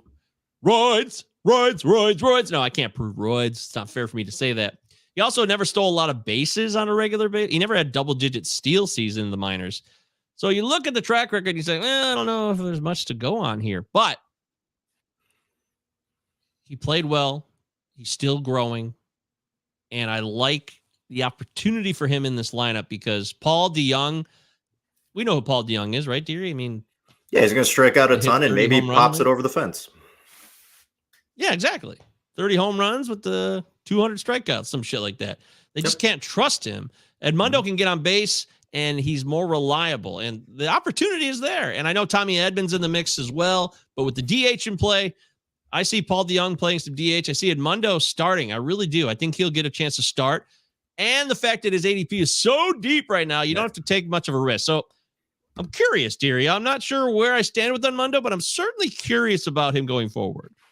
Well, it's a guy who's probably going to be penciled in as their starting shortstop. You talked about DeJong, but I mean, Edmundo is going to be at the end of that order, but there's no risk when you're taking this guy at the end of the draft. This guy has been in the Cardinals system for, I think, 9 years now. I think he debuted in 12 or 13, I think it was 2013. Cardinals know what they got with this guy. I mean, he's seen a lot of pitching over the years. So it's not like you're just bringing him up now. He's gotten a short stint with the Cardinals. Doesn't strike out a ton. He also doesn't walk a ton, but there's no risk here. So, hey, there could be some upside that maybe he busts out, gives you 10, 15 home runs, maybe 10 stolen bases, bat for a good average, play him in a couple different spots in the infield, and you're paying nothing for him. So be curious. Uh-oh. Low battery. I got a low battery at my headphones, dearie, so we got to finish the show. All right, so who are you curious about next? I'm curious about Ian Happ. I was really, really high on Ian Happ last year, and that first half was just absolute shit. Batted 183 with 1 stolen base and 9 home runs in the first half of the season. Dropped in so many leagues. He was drafted anywhere from like 155 to like 200 last year. He's got an ADP right now of 193. His second half, far more encouraging. Batted 268, 8 stolen bases, 16 home runs, which I like when you can get some stolen bases from a guy that late. The problem is the strikeouts. He's always going to strike out a ton, but he can also get on base, possibly with a walk rate of 10%, which is good. He's got to have more patience on the off-speed stuff. He's been good against the fastball, but he's got to have more patience. But look, someone from the Cubs you got to draft on your team, and guess what? Ian Happ's probably going to be batting cleanup for them. So we're looking at a guy who could probably hit 25 home runs and steal 15 bags for you. He's not going to give you a ton of average, but I think he has the possibility to give some upside. If he can put together a season like he did in the second half, I'll take 268 all day if he can do that for a full season. So Ian Happ, get curious.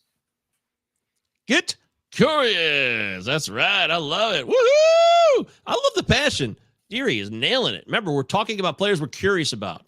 But then one day I was driving my little boy to school and I saw this quote by Walt Whitman. It was painted on the wall there. It said, "Be curious, not judgmental." That's what it's all about, Deary. My next guy I'm curious about is Alec Bohm. Bohm? How do you say it? Boom, boom, boom, boom, boom, boom, boom, boom. That's how I say it. Alec Bohm. Okay. Alec Bohm was very, very, very, very touted in a positive way. As our old pal Phil Steele from the college football days, dearie, very highly touted player. Our pal. And some reason he didn't do so well last year. There's probably a lot of reasons for that. He just struck out a bit more. There's a lot of ground balls too, ground ball crisis. There's a real fear here that he can't put the ball in the air enough to really take advantage of Citizens Bank Park, which should be a great place. Remember, this is 3rd overall pick in the entire 2018 draft, Erie. So he's still a youngin', 25 years old. He'll be 26 in August, same month as our birthday. Congratulations, Alec Bohm. And I just trust the pedigree here. He's not going to steal bags, but he can give you a couple steals at third. And third base is a challenging position for a lot of people. There's guys I love, that go beyond the studs, dearie. Brian Hayes, and Yohan Moncada, of course. I love him. And Luis Urias. I love Luis Urias. So, and I loved Eugenio Suarez before he got traded. I drafted him. I think it's still a bat I want to have, but you look around the other third baseman, Abraham Toro, Jonathan VR, and this is based on recent ADP as of March 1st on NFBC, if you want to follow along. Kevin Biggio, Gio Urshela, who's now in Minnesota, Luis Arias in Minnesota. I can't hit any home runs. I like Bohm. His ADP is at 296 right now. I'm very curious about him, and I did draft him recently. So I am thinking this is a guy who will put some more balls in the air this year, take advantage of that park, and that lineup is going to be really good. I think there's another bat, at least one more bat coming, whether it's Nick Castellanos or somebody else. There's another bat coming to the Philly lineup. So I'm in on Bohm. This is a guy, he's not going to hit 25, 30 home runs, but he should hit for at least a 270 average and give you somebody that you can rely on with a floor, like a 270, 340, 450 slash line, 20 home runs. That's a guy I like, especially at the price he's going at. Yeah, he's such an interesting player because he smokes the ball. It's just his launch angle is trash. He just doesn't trash. He just doesn't elevate. And it was the same thing in the minors, but he smokes the ball all the time. But it's ground balls or line drives. If he can change something up with his swing where he elevates the ball a little more with the amount of pop he is hitting the ball at, you got to believe he's a guy who should be able to hit 25 home runs. Never hit more than 14 in the minors, but he was also a guy who was a high batting average guy in the minors. I mean, you look back to 19 and 20 between, he hit 329 and 40 games at A plus ball, and at AA he batted 269, 44 games at the MLB level in 2020. 338. So he was a high draft pick, and a lot of people thought he was going to be a high draft pick last year in fantasy leagues. Batted 271 last year in AAA, 247 when he came up. Gave you 4 stolen bases. That's not bad. Problem was once he came up to the majors, he just started striking out, which is something that never happened in the minors. In the minors, it sat at anywhere from like 15 down to 11%. Last year, it was 26%. This doesn't make sense that this guy is striking out as much as he did. Maybe he was up in the Bozo season too. Yeah. The Bozo season was 22%. Last year, it jumped up to 26%, and it just seems really odd to me. The guy still young. What is he? 25? Yeah. Yeah, he's 25 years old. He top prospect, number 3 overall draft pick, time. like you talked about. He's a good defensive player, so he's going to get a ton of opportunities in a lineup that you talked about that I think is going to be really good. And they're going to make another move, and I think they're going to compete in a really loaded National League East. What do we got for ADP with Bomb right now? ADP, it's as easy as 258. Okay, and you mentioned some of the other guys he was going. 296. You mentioned some of the other guys, third baseman that he was going against. It's like Biggio, Ursula, Arias. I like the prospect pedigree with Bomb, so I think I'm on board. If he can find a way to hit 20 home runs, I think he has the opportunity, if he bats, maybe 6th or 7th in this lineup, to have 70 RBIs, 65 runs. If he can give you a 265, 270 batting average, which he's shown he can do in the minors, I like Alec Bomb. Clifton wants to know about Bobby Dahlbeck. He's very curious about Bobby Dahlbeck. I'll tell you, I'm curious too. Yeah. I was wondering if Kyle Schwarber would go back there and the Red Sox would play him, and there'd be some first base DH issues that would limit Dahlbeck. But if Dahlbeck's going to be starting, Deary, this is a guy who hit 30 home runs and could score 100 runs in this lineup. So I was too harsh on Dahlbeck in the offseason earlier. I've opened up to Dahlbeck in a much more curious and exciting way. The power is going to be there, absolutely. I mean, we saw it a little bit in 2020 when he came up, and what did he hit last year? He hit 30 home runs last year, right?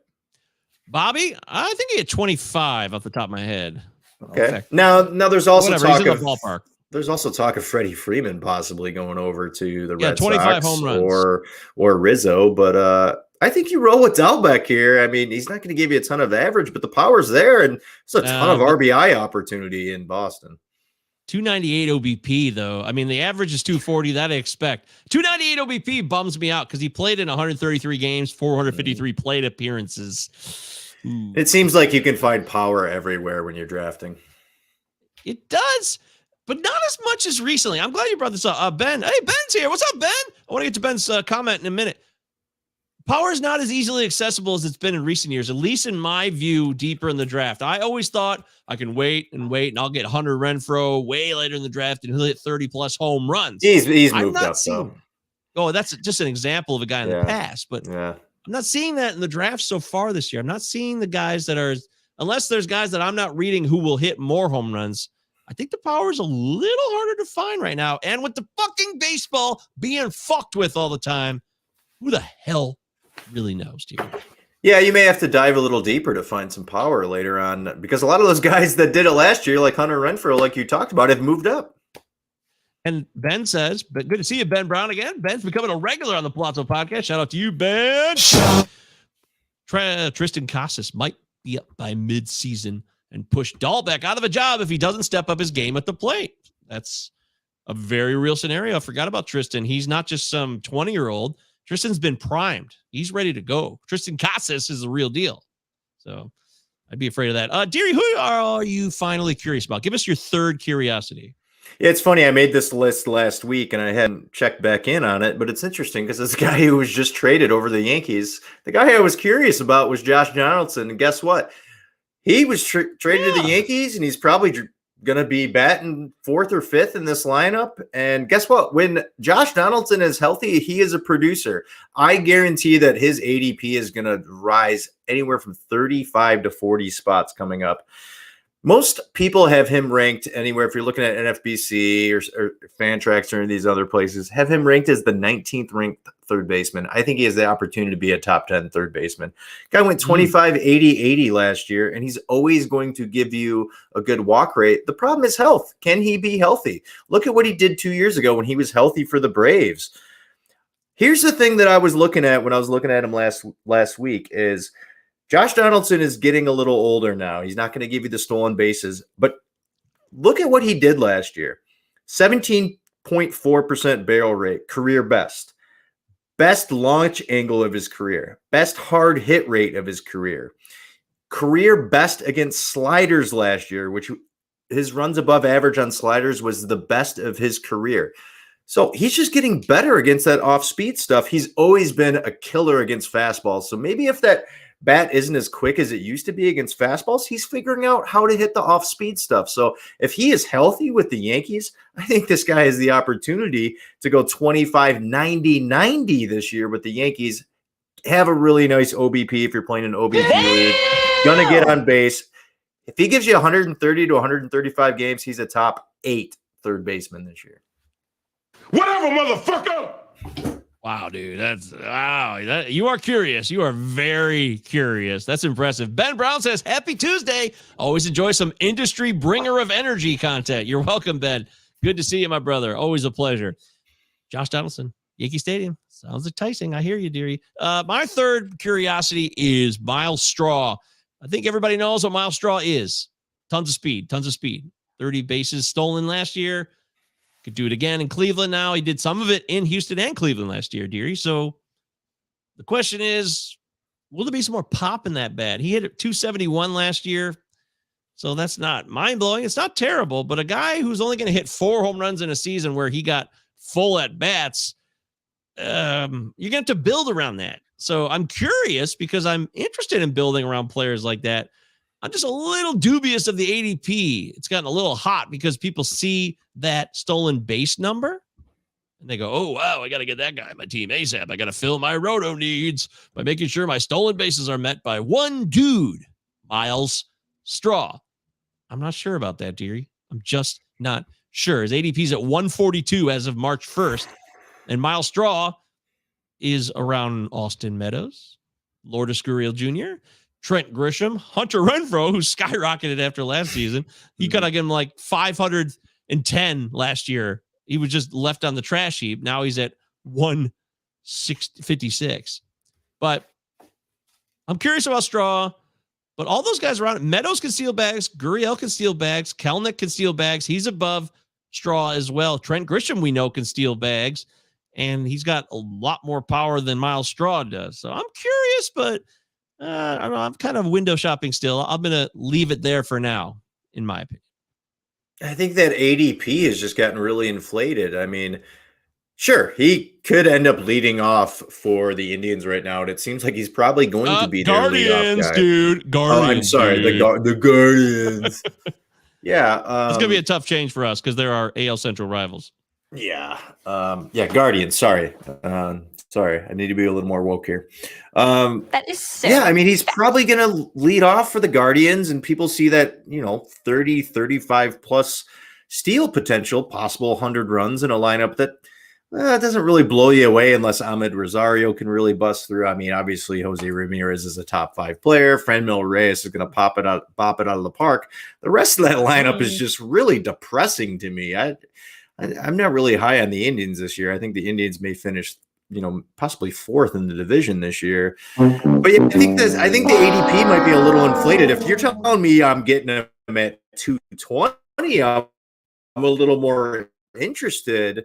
But every other guy that you just mentioned can give you 15 plus stolen bases with far more pop, 15 to 20 home runs. Average will probably be the same. So be curious with Straw if he drops, but I don't know about that 140 ADP right now. Well, it's the Guardians, dearie, and I got a Guardian I'm going to talk about a little bit later here. So let's move on to our next segment. That was the Be Curious segment. We were curious, and we still are. We told you who the players are.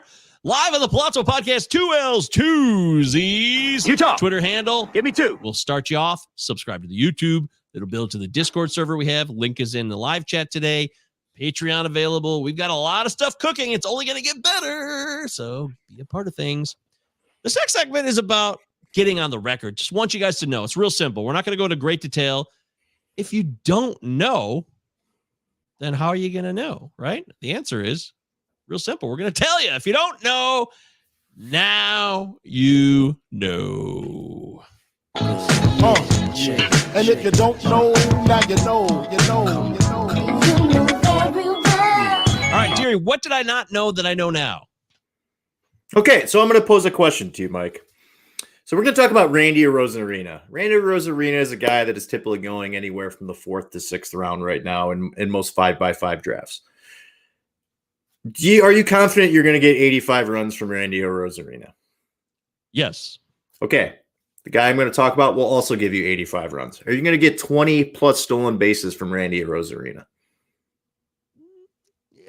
Yeah, it'll be tight. Yeah. Okay. The guy I'm going to talk about will give you 20 plus as well. What? 260 average? Sound about right for Randy? Sure. Okay. What if I'm going to tell you the guy that I think you can get 100 spots later than Randy Arozarena is Randy Arozarena, but possibly right on par, if not better than him? Better sprint speed, playing in an offense that is much better, I think is going to give you 20 plus home runs, and also has a similar walk rate to Randy Arozarena, is going to strike out less. Would you be interested in this guy 100 spots later? I sure would. Do you know who this guy is? 100 spots later, I'm going to say Andrew Benintendi? This is Akil Baddoo.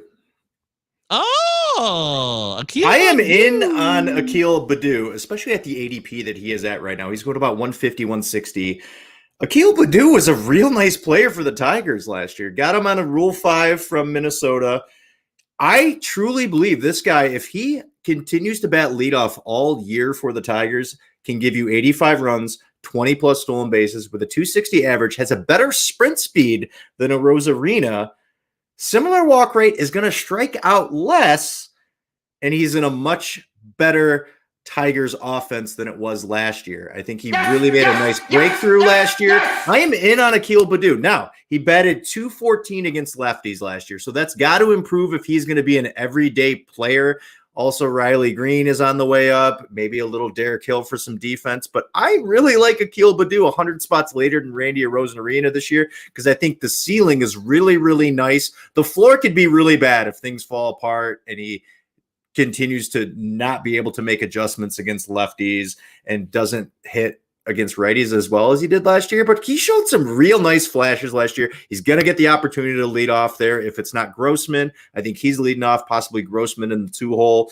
I think Akil Baddoo is a really nice value this year.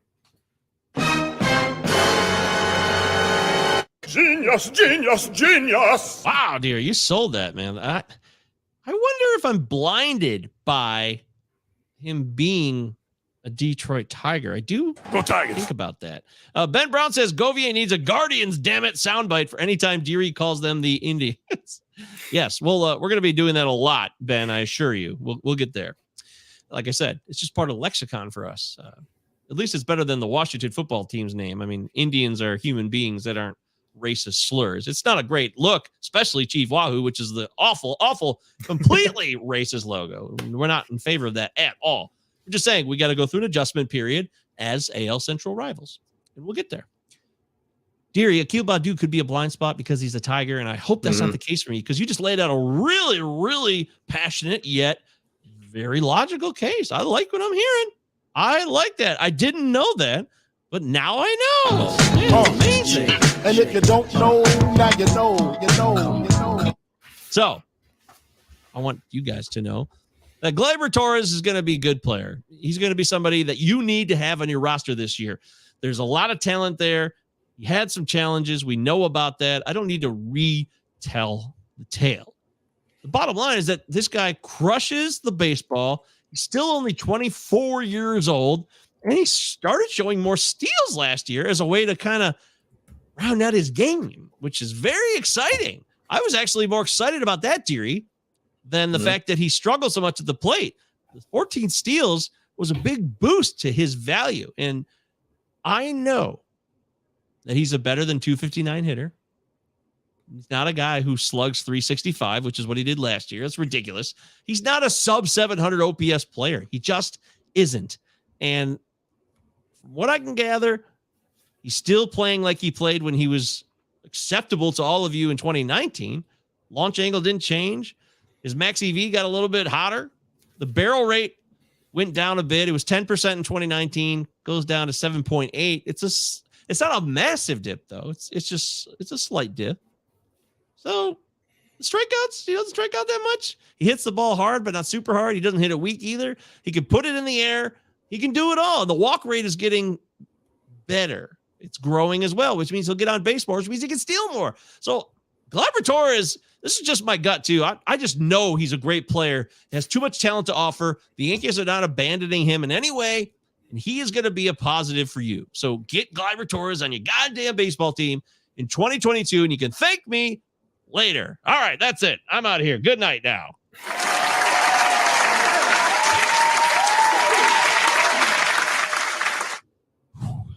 Sorry. I like what you're saying. I mean, you combine 20 and 21. He was injured a little bit last year, only played 127 games. So you combine the last 2 years and you put them together, 12 home runs, 67 runs, 67 RBIs, 15 steals, which is nice. But, I mean, the walk rate seemed to be just fine. He actually struck out less than he did when he had the career year in 19. The guy's still so young. I mean, he's 25 years old. I think he has too much talent to be a guy who's going to be a 15 home run guy. I think the floor for him is 22, 23 home runs. But if he's going to give you the steals like he did last year, he's going to give you double-digit steals. This is a lineup that continues to get better here in New York.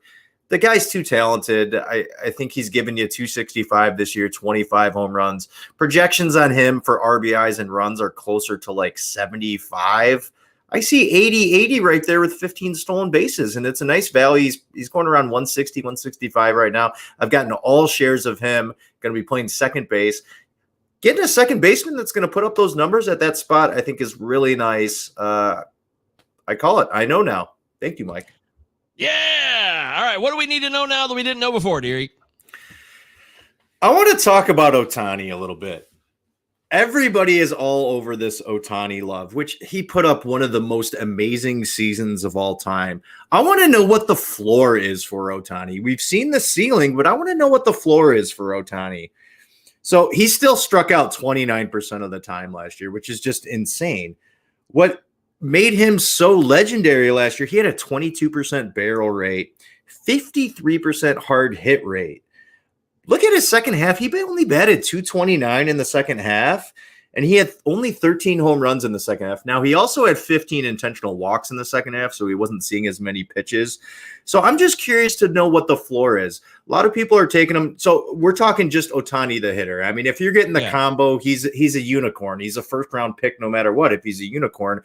I'm a little skeptical about the pitching metrics because sometimes he has the propensity to walk people, but he's a high-end talent. He's going to strike people out. I think the Angels are going to win a lot more games, and you're double dipping if you're able to play him in two spots. But I'm talking about just the hitter. I mean, I don't think he is a second round pick if you're just taking him as a hitter.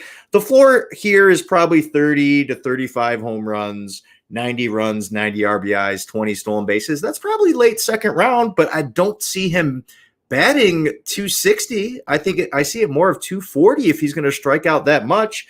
I mean, it seems like the hard hit rate, to keep up a 53% hard hit rate and 22% barrel rate, that had to have been tops in the league last year. That was absolutely unbelievable. He had one of the most insane first halves of all time.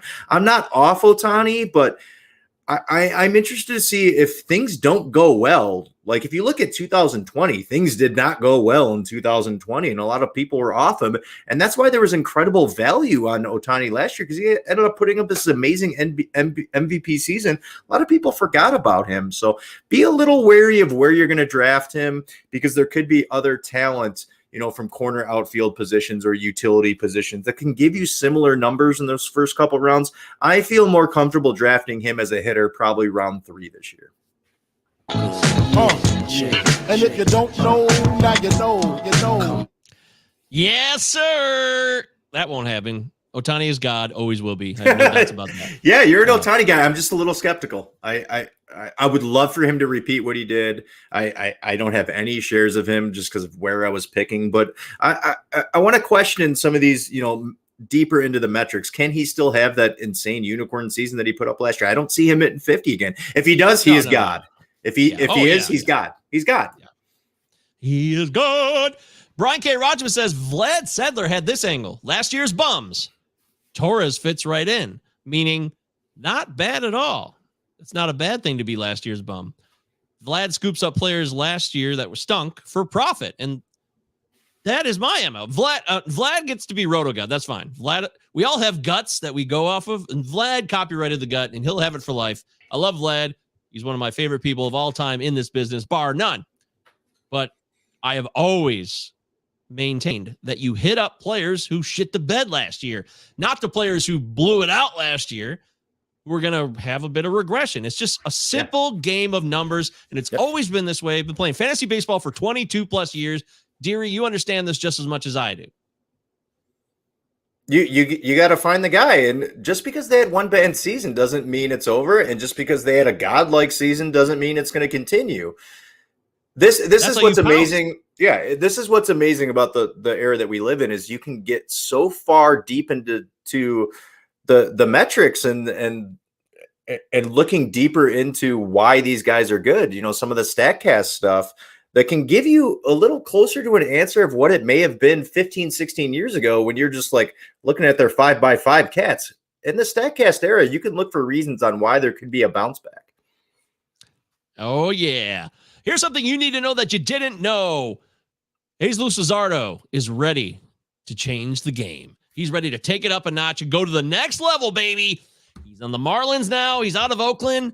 He pitched almost 100 innings last year. It wasn't a lot of valuable innings, but it certainly was promising. And I saw value. There was blowups. There's still progress that had to be made. And he's still going to learn a lot and go through the motions this year. Where he's being drafted right now and how talented he is. And he's on the Marlins, who are the masters of developing the changeup. It's just what they do. Their proclivity to give pitchers almost unlimited access to their potential is almost bar none. It's about as good as anybody or any team in the Major League Baseball. And Jesus Luzardo is super talented already. And he is going to light up the National League this year. I don't care if there's a DH now, which means you got one more batter to worry about. Who cares? He is an elite talent. And I am jumping all over his ADP right now just for the same reason I was with Gleiber, because he's too talented. And it's just a matter of time. So I'm all in. Give me Jesus Luzardo. Thank me later. Make sure you're picking him up and taking a flyer, because at the ADP he's going at since March 1st, you're not really risking much. He goes around 300 or so with Kyle Hendricks, who's also being underrated. Cal Quantrill, Carlos Carrasco. I mean, some of these guys are injury prone. I want nothing to do with. But Jesus Luzardo is right mixed in there with Steven Strasburg. Would you rather have Strasburg or Luzardo? It's a no-brainer to me. You take Luzardo. He's not a health risk. Strasburg is. Andrew Haney, who's being drafted right above Jesus Luzardo? No. Give me Luzardo. It's a done deal. He's going to produce. This is not a dynasty play. I'm talking redraft this year. So if you didn't know, now you know. How many innings does he get this year in Miami? He had 95 innings last year between two teams. 140. Yeah. Okay. So I think that's probably on the high end. I mean, he's a guy who, 95 innings last year was the most he had ever pitched. Back in 2018, he had 78 innings in Oakland. He's a guy who has him for 103. 103. That's the bats projection on him. And by the way, I just realized this. We got to start doing Shine Around the Pine. It's that time of year. Oh my God. Yeah, absolutely.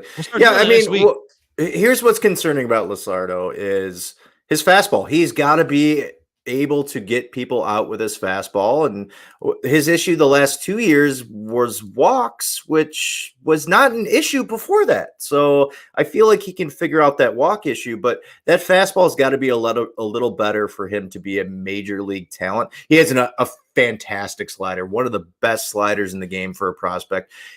Here's who I think he could become. He could become a Julio Urias. Remember when Urias came up with the Dodgers?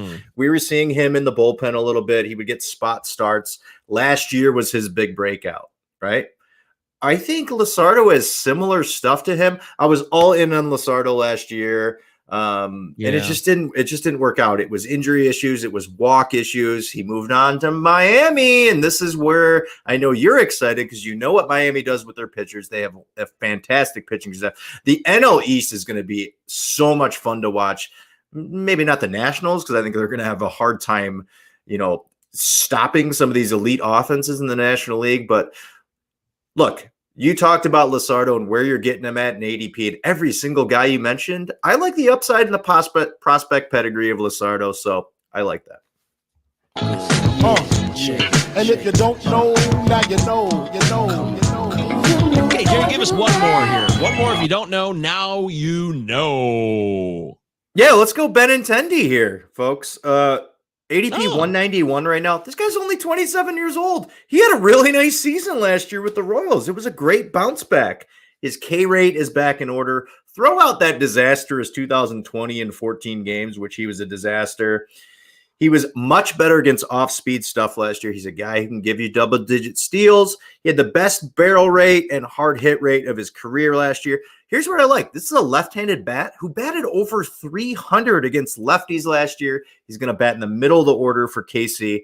Also has 20 home run plus potential. And he batted 342 over his last 31 games. Guy's 27 years old. Going to give you possible 5-cat production. I like Benintendi this year at the spot you're getting him. Benintendi, yeah. Good times with the Royals. They are going to be an underrated offensive force. I really see that. I think the AL Central overall will be much more valuable from an offensive perspective than it has in a long time, Deary. My last one here is it's Mark Canha. Mark Canha signed a deal with the Mets. Now, we just talked about the vaccination issues that could be coming up for Mets and Yankees players. I hope Mark Canha is vaccinated. I really do. He signed a 3-year, $32 million deal, I believe, off the top of my head.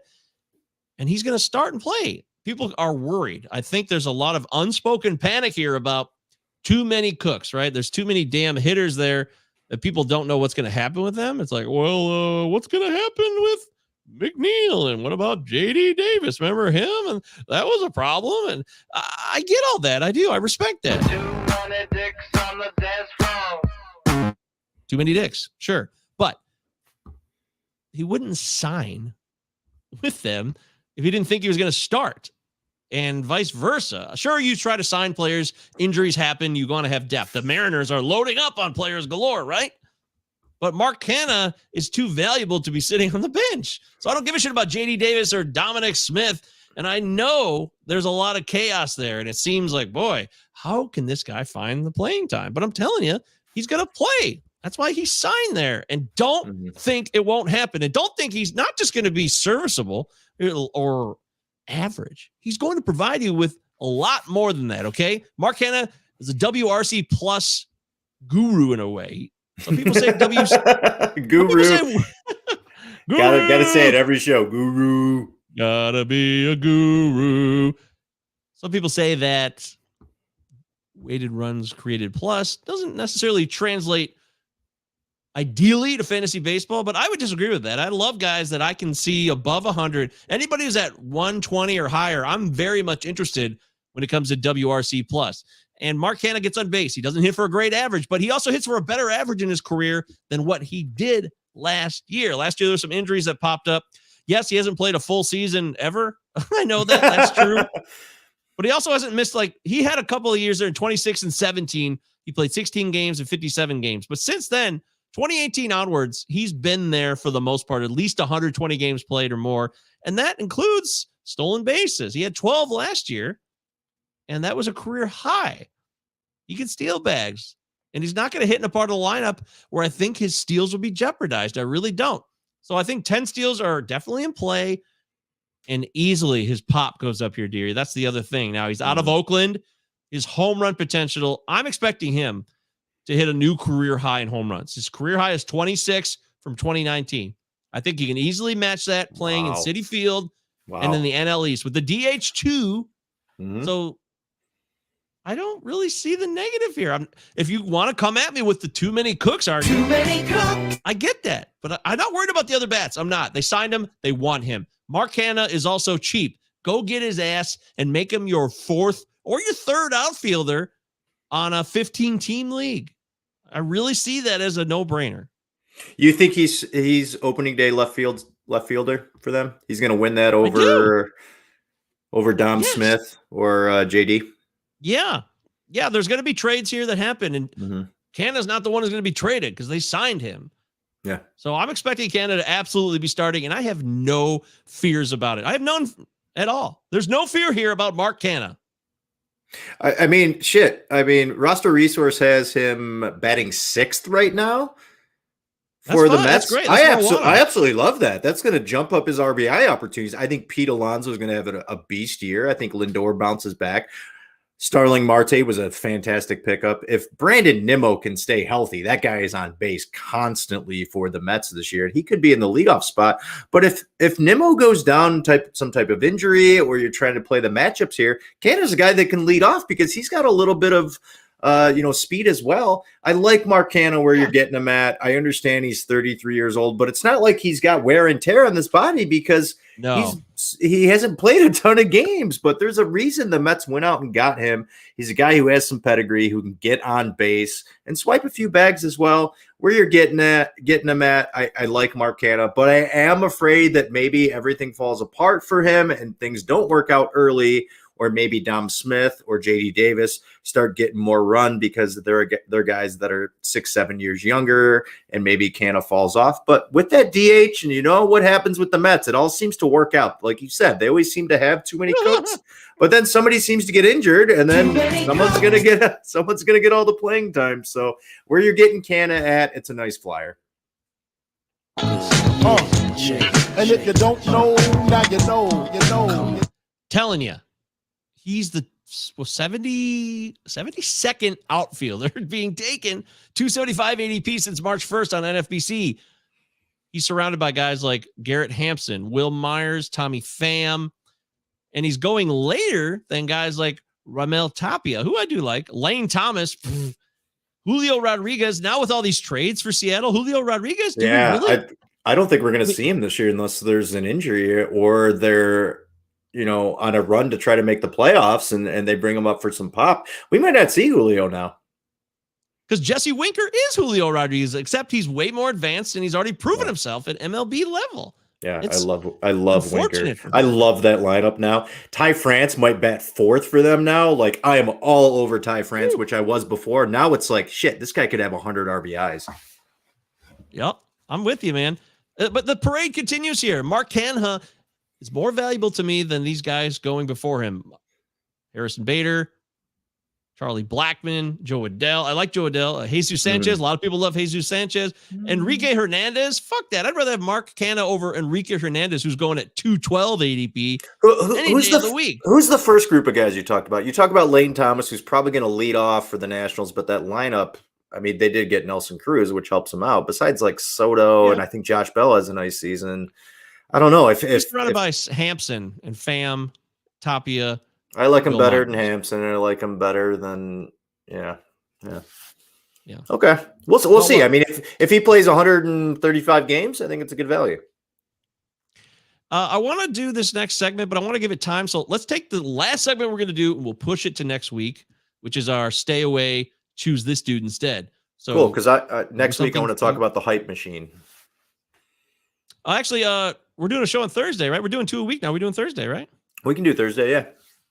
Yeah, we're doing 2 shows a week now. We're stepping it up. So we'll be back on Thursday where we'll do that. So actually, since we're not going to do the last segment, we cut off one player from this segment because we thought we were running over. So let's just do the last player we each had for if you don't know, now you know, and then we'll get out of here, Deary. Go ahead.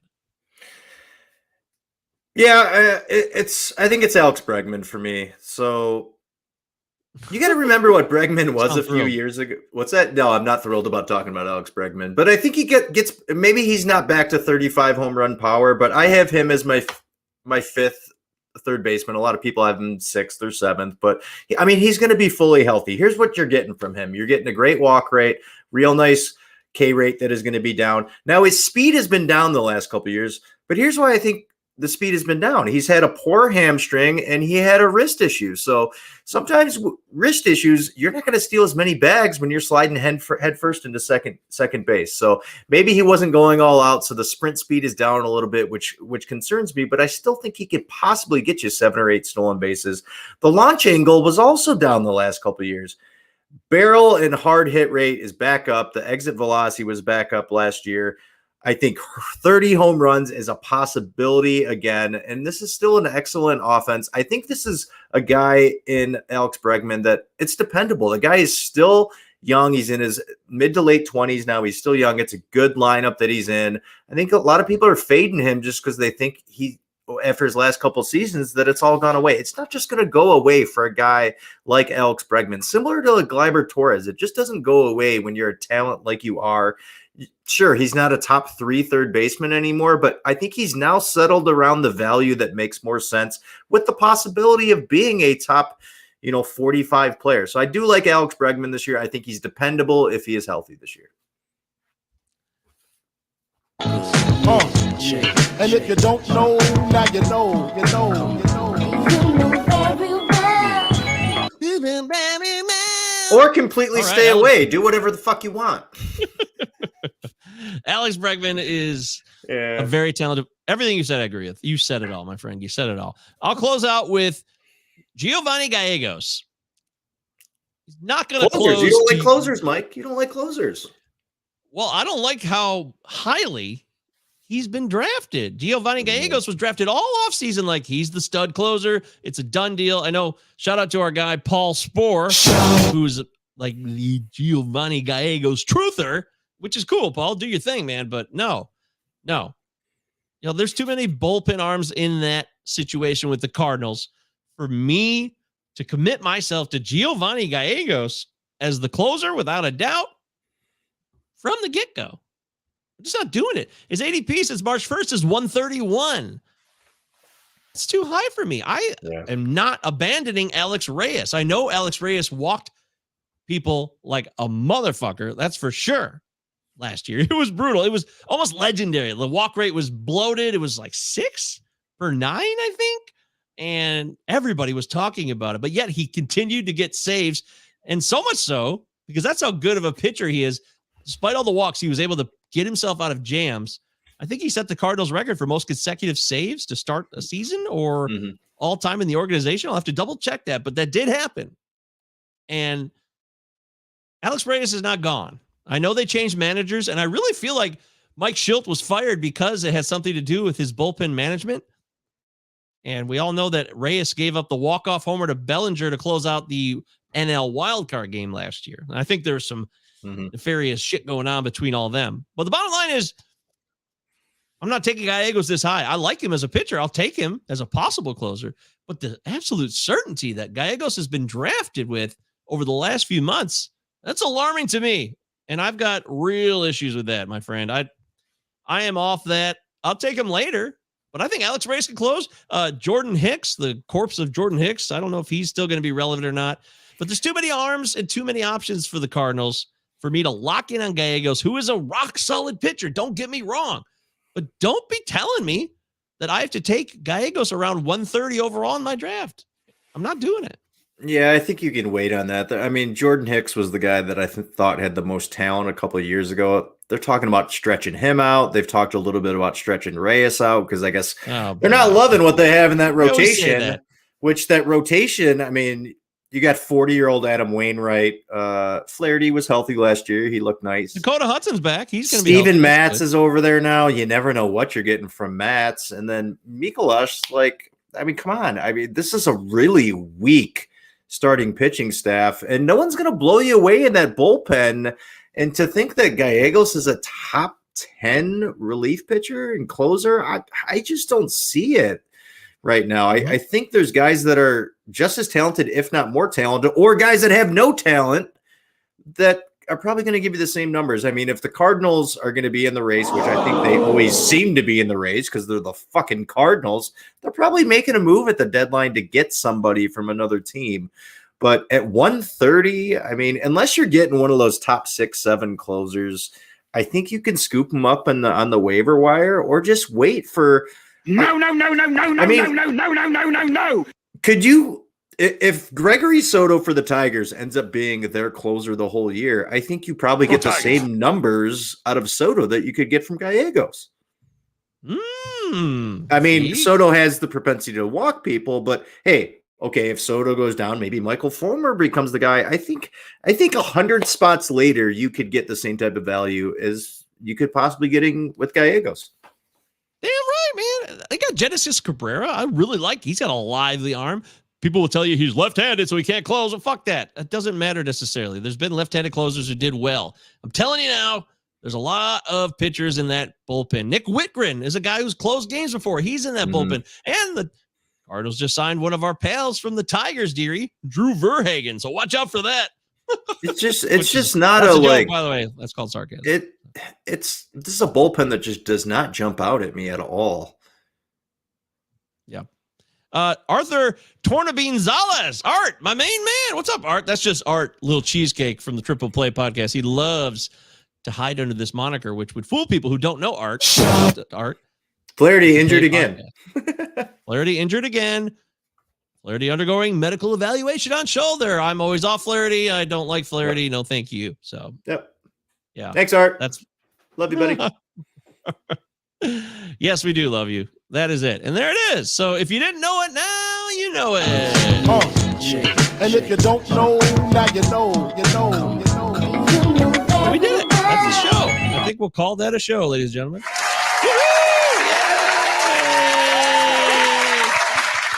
This is like Well old done. times, Mike, doing 2-hour shows, shooting the Yeah, shit, talking ball. This is fantastic.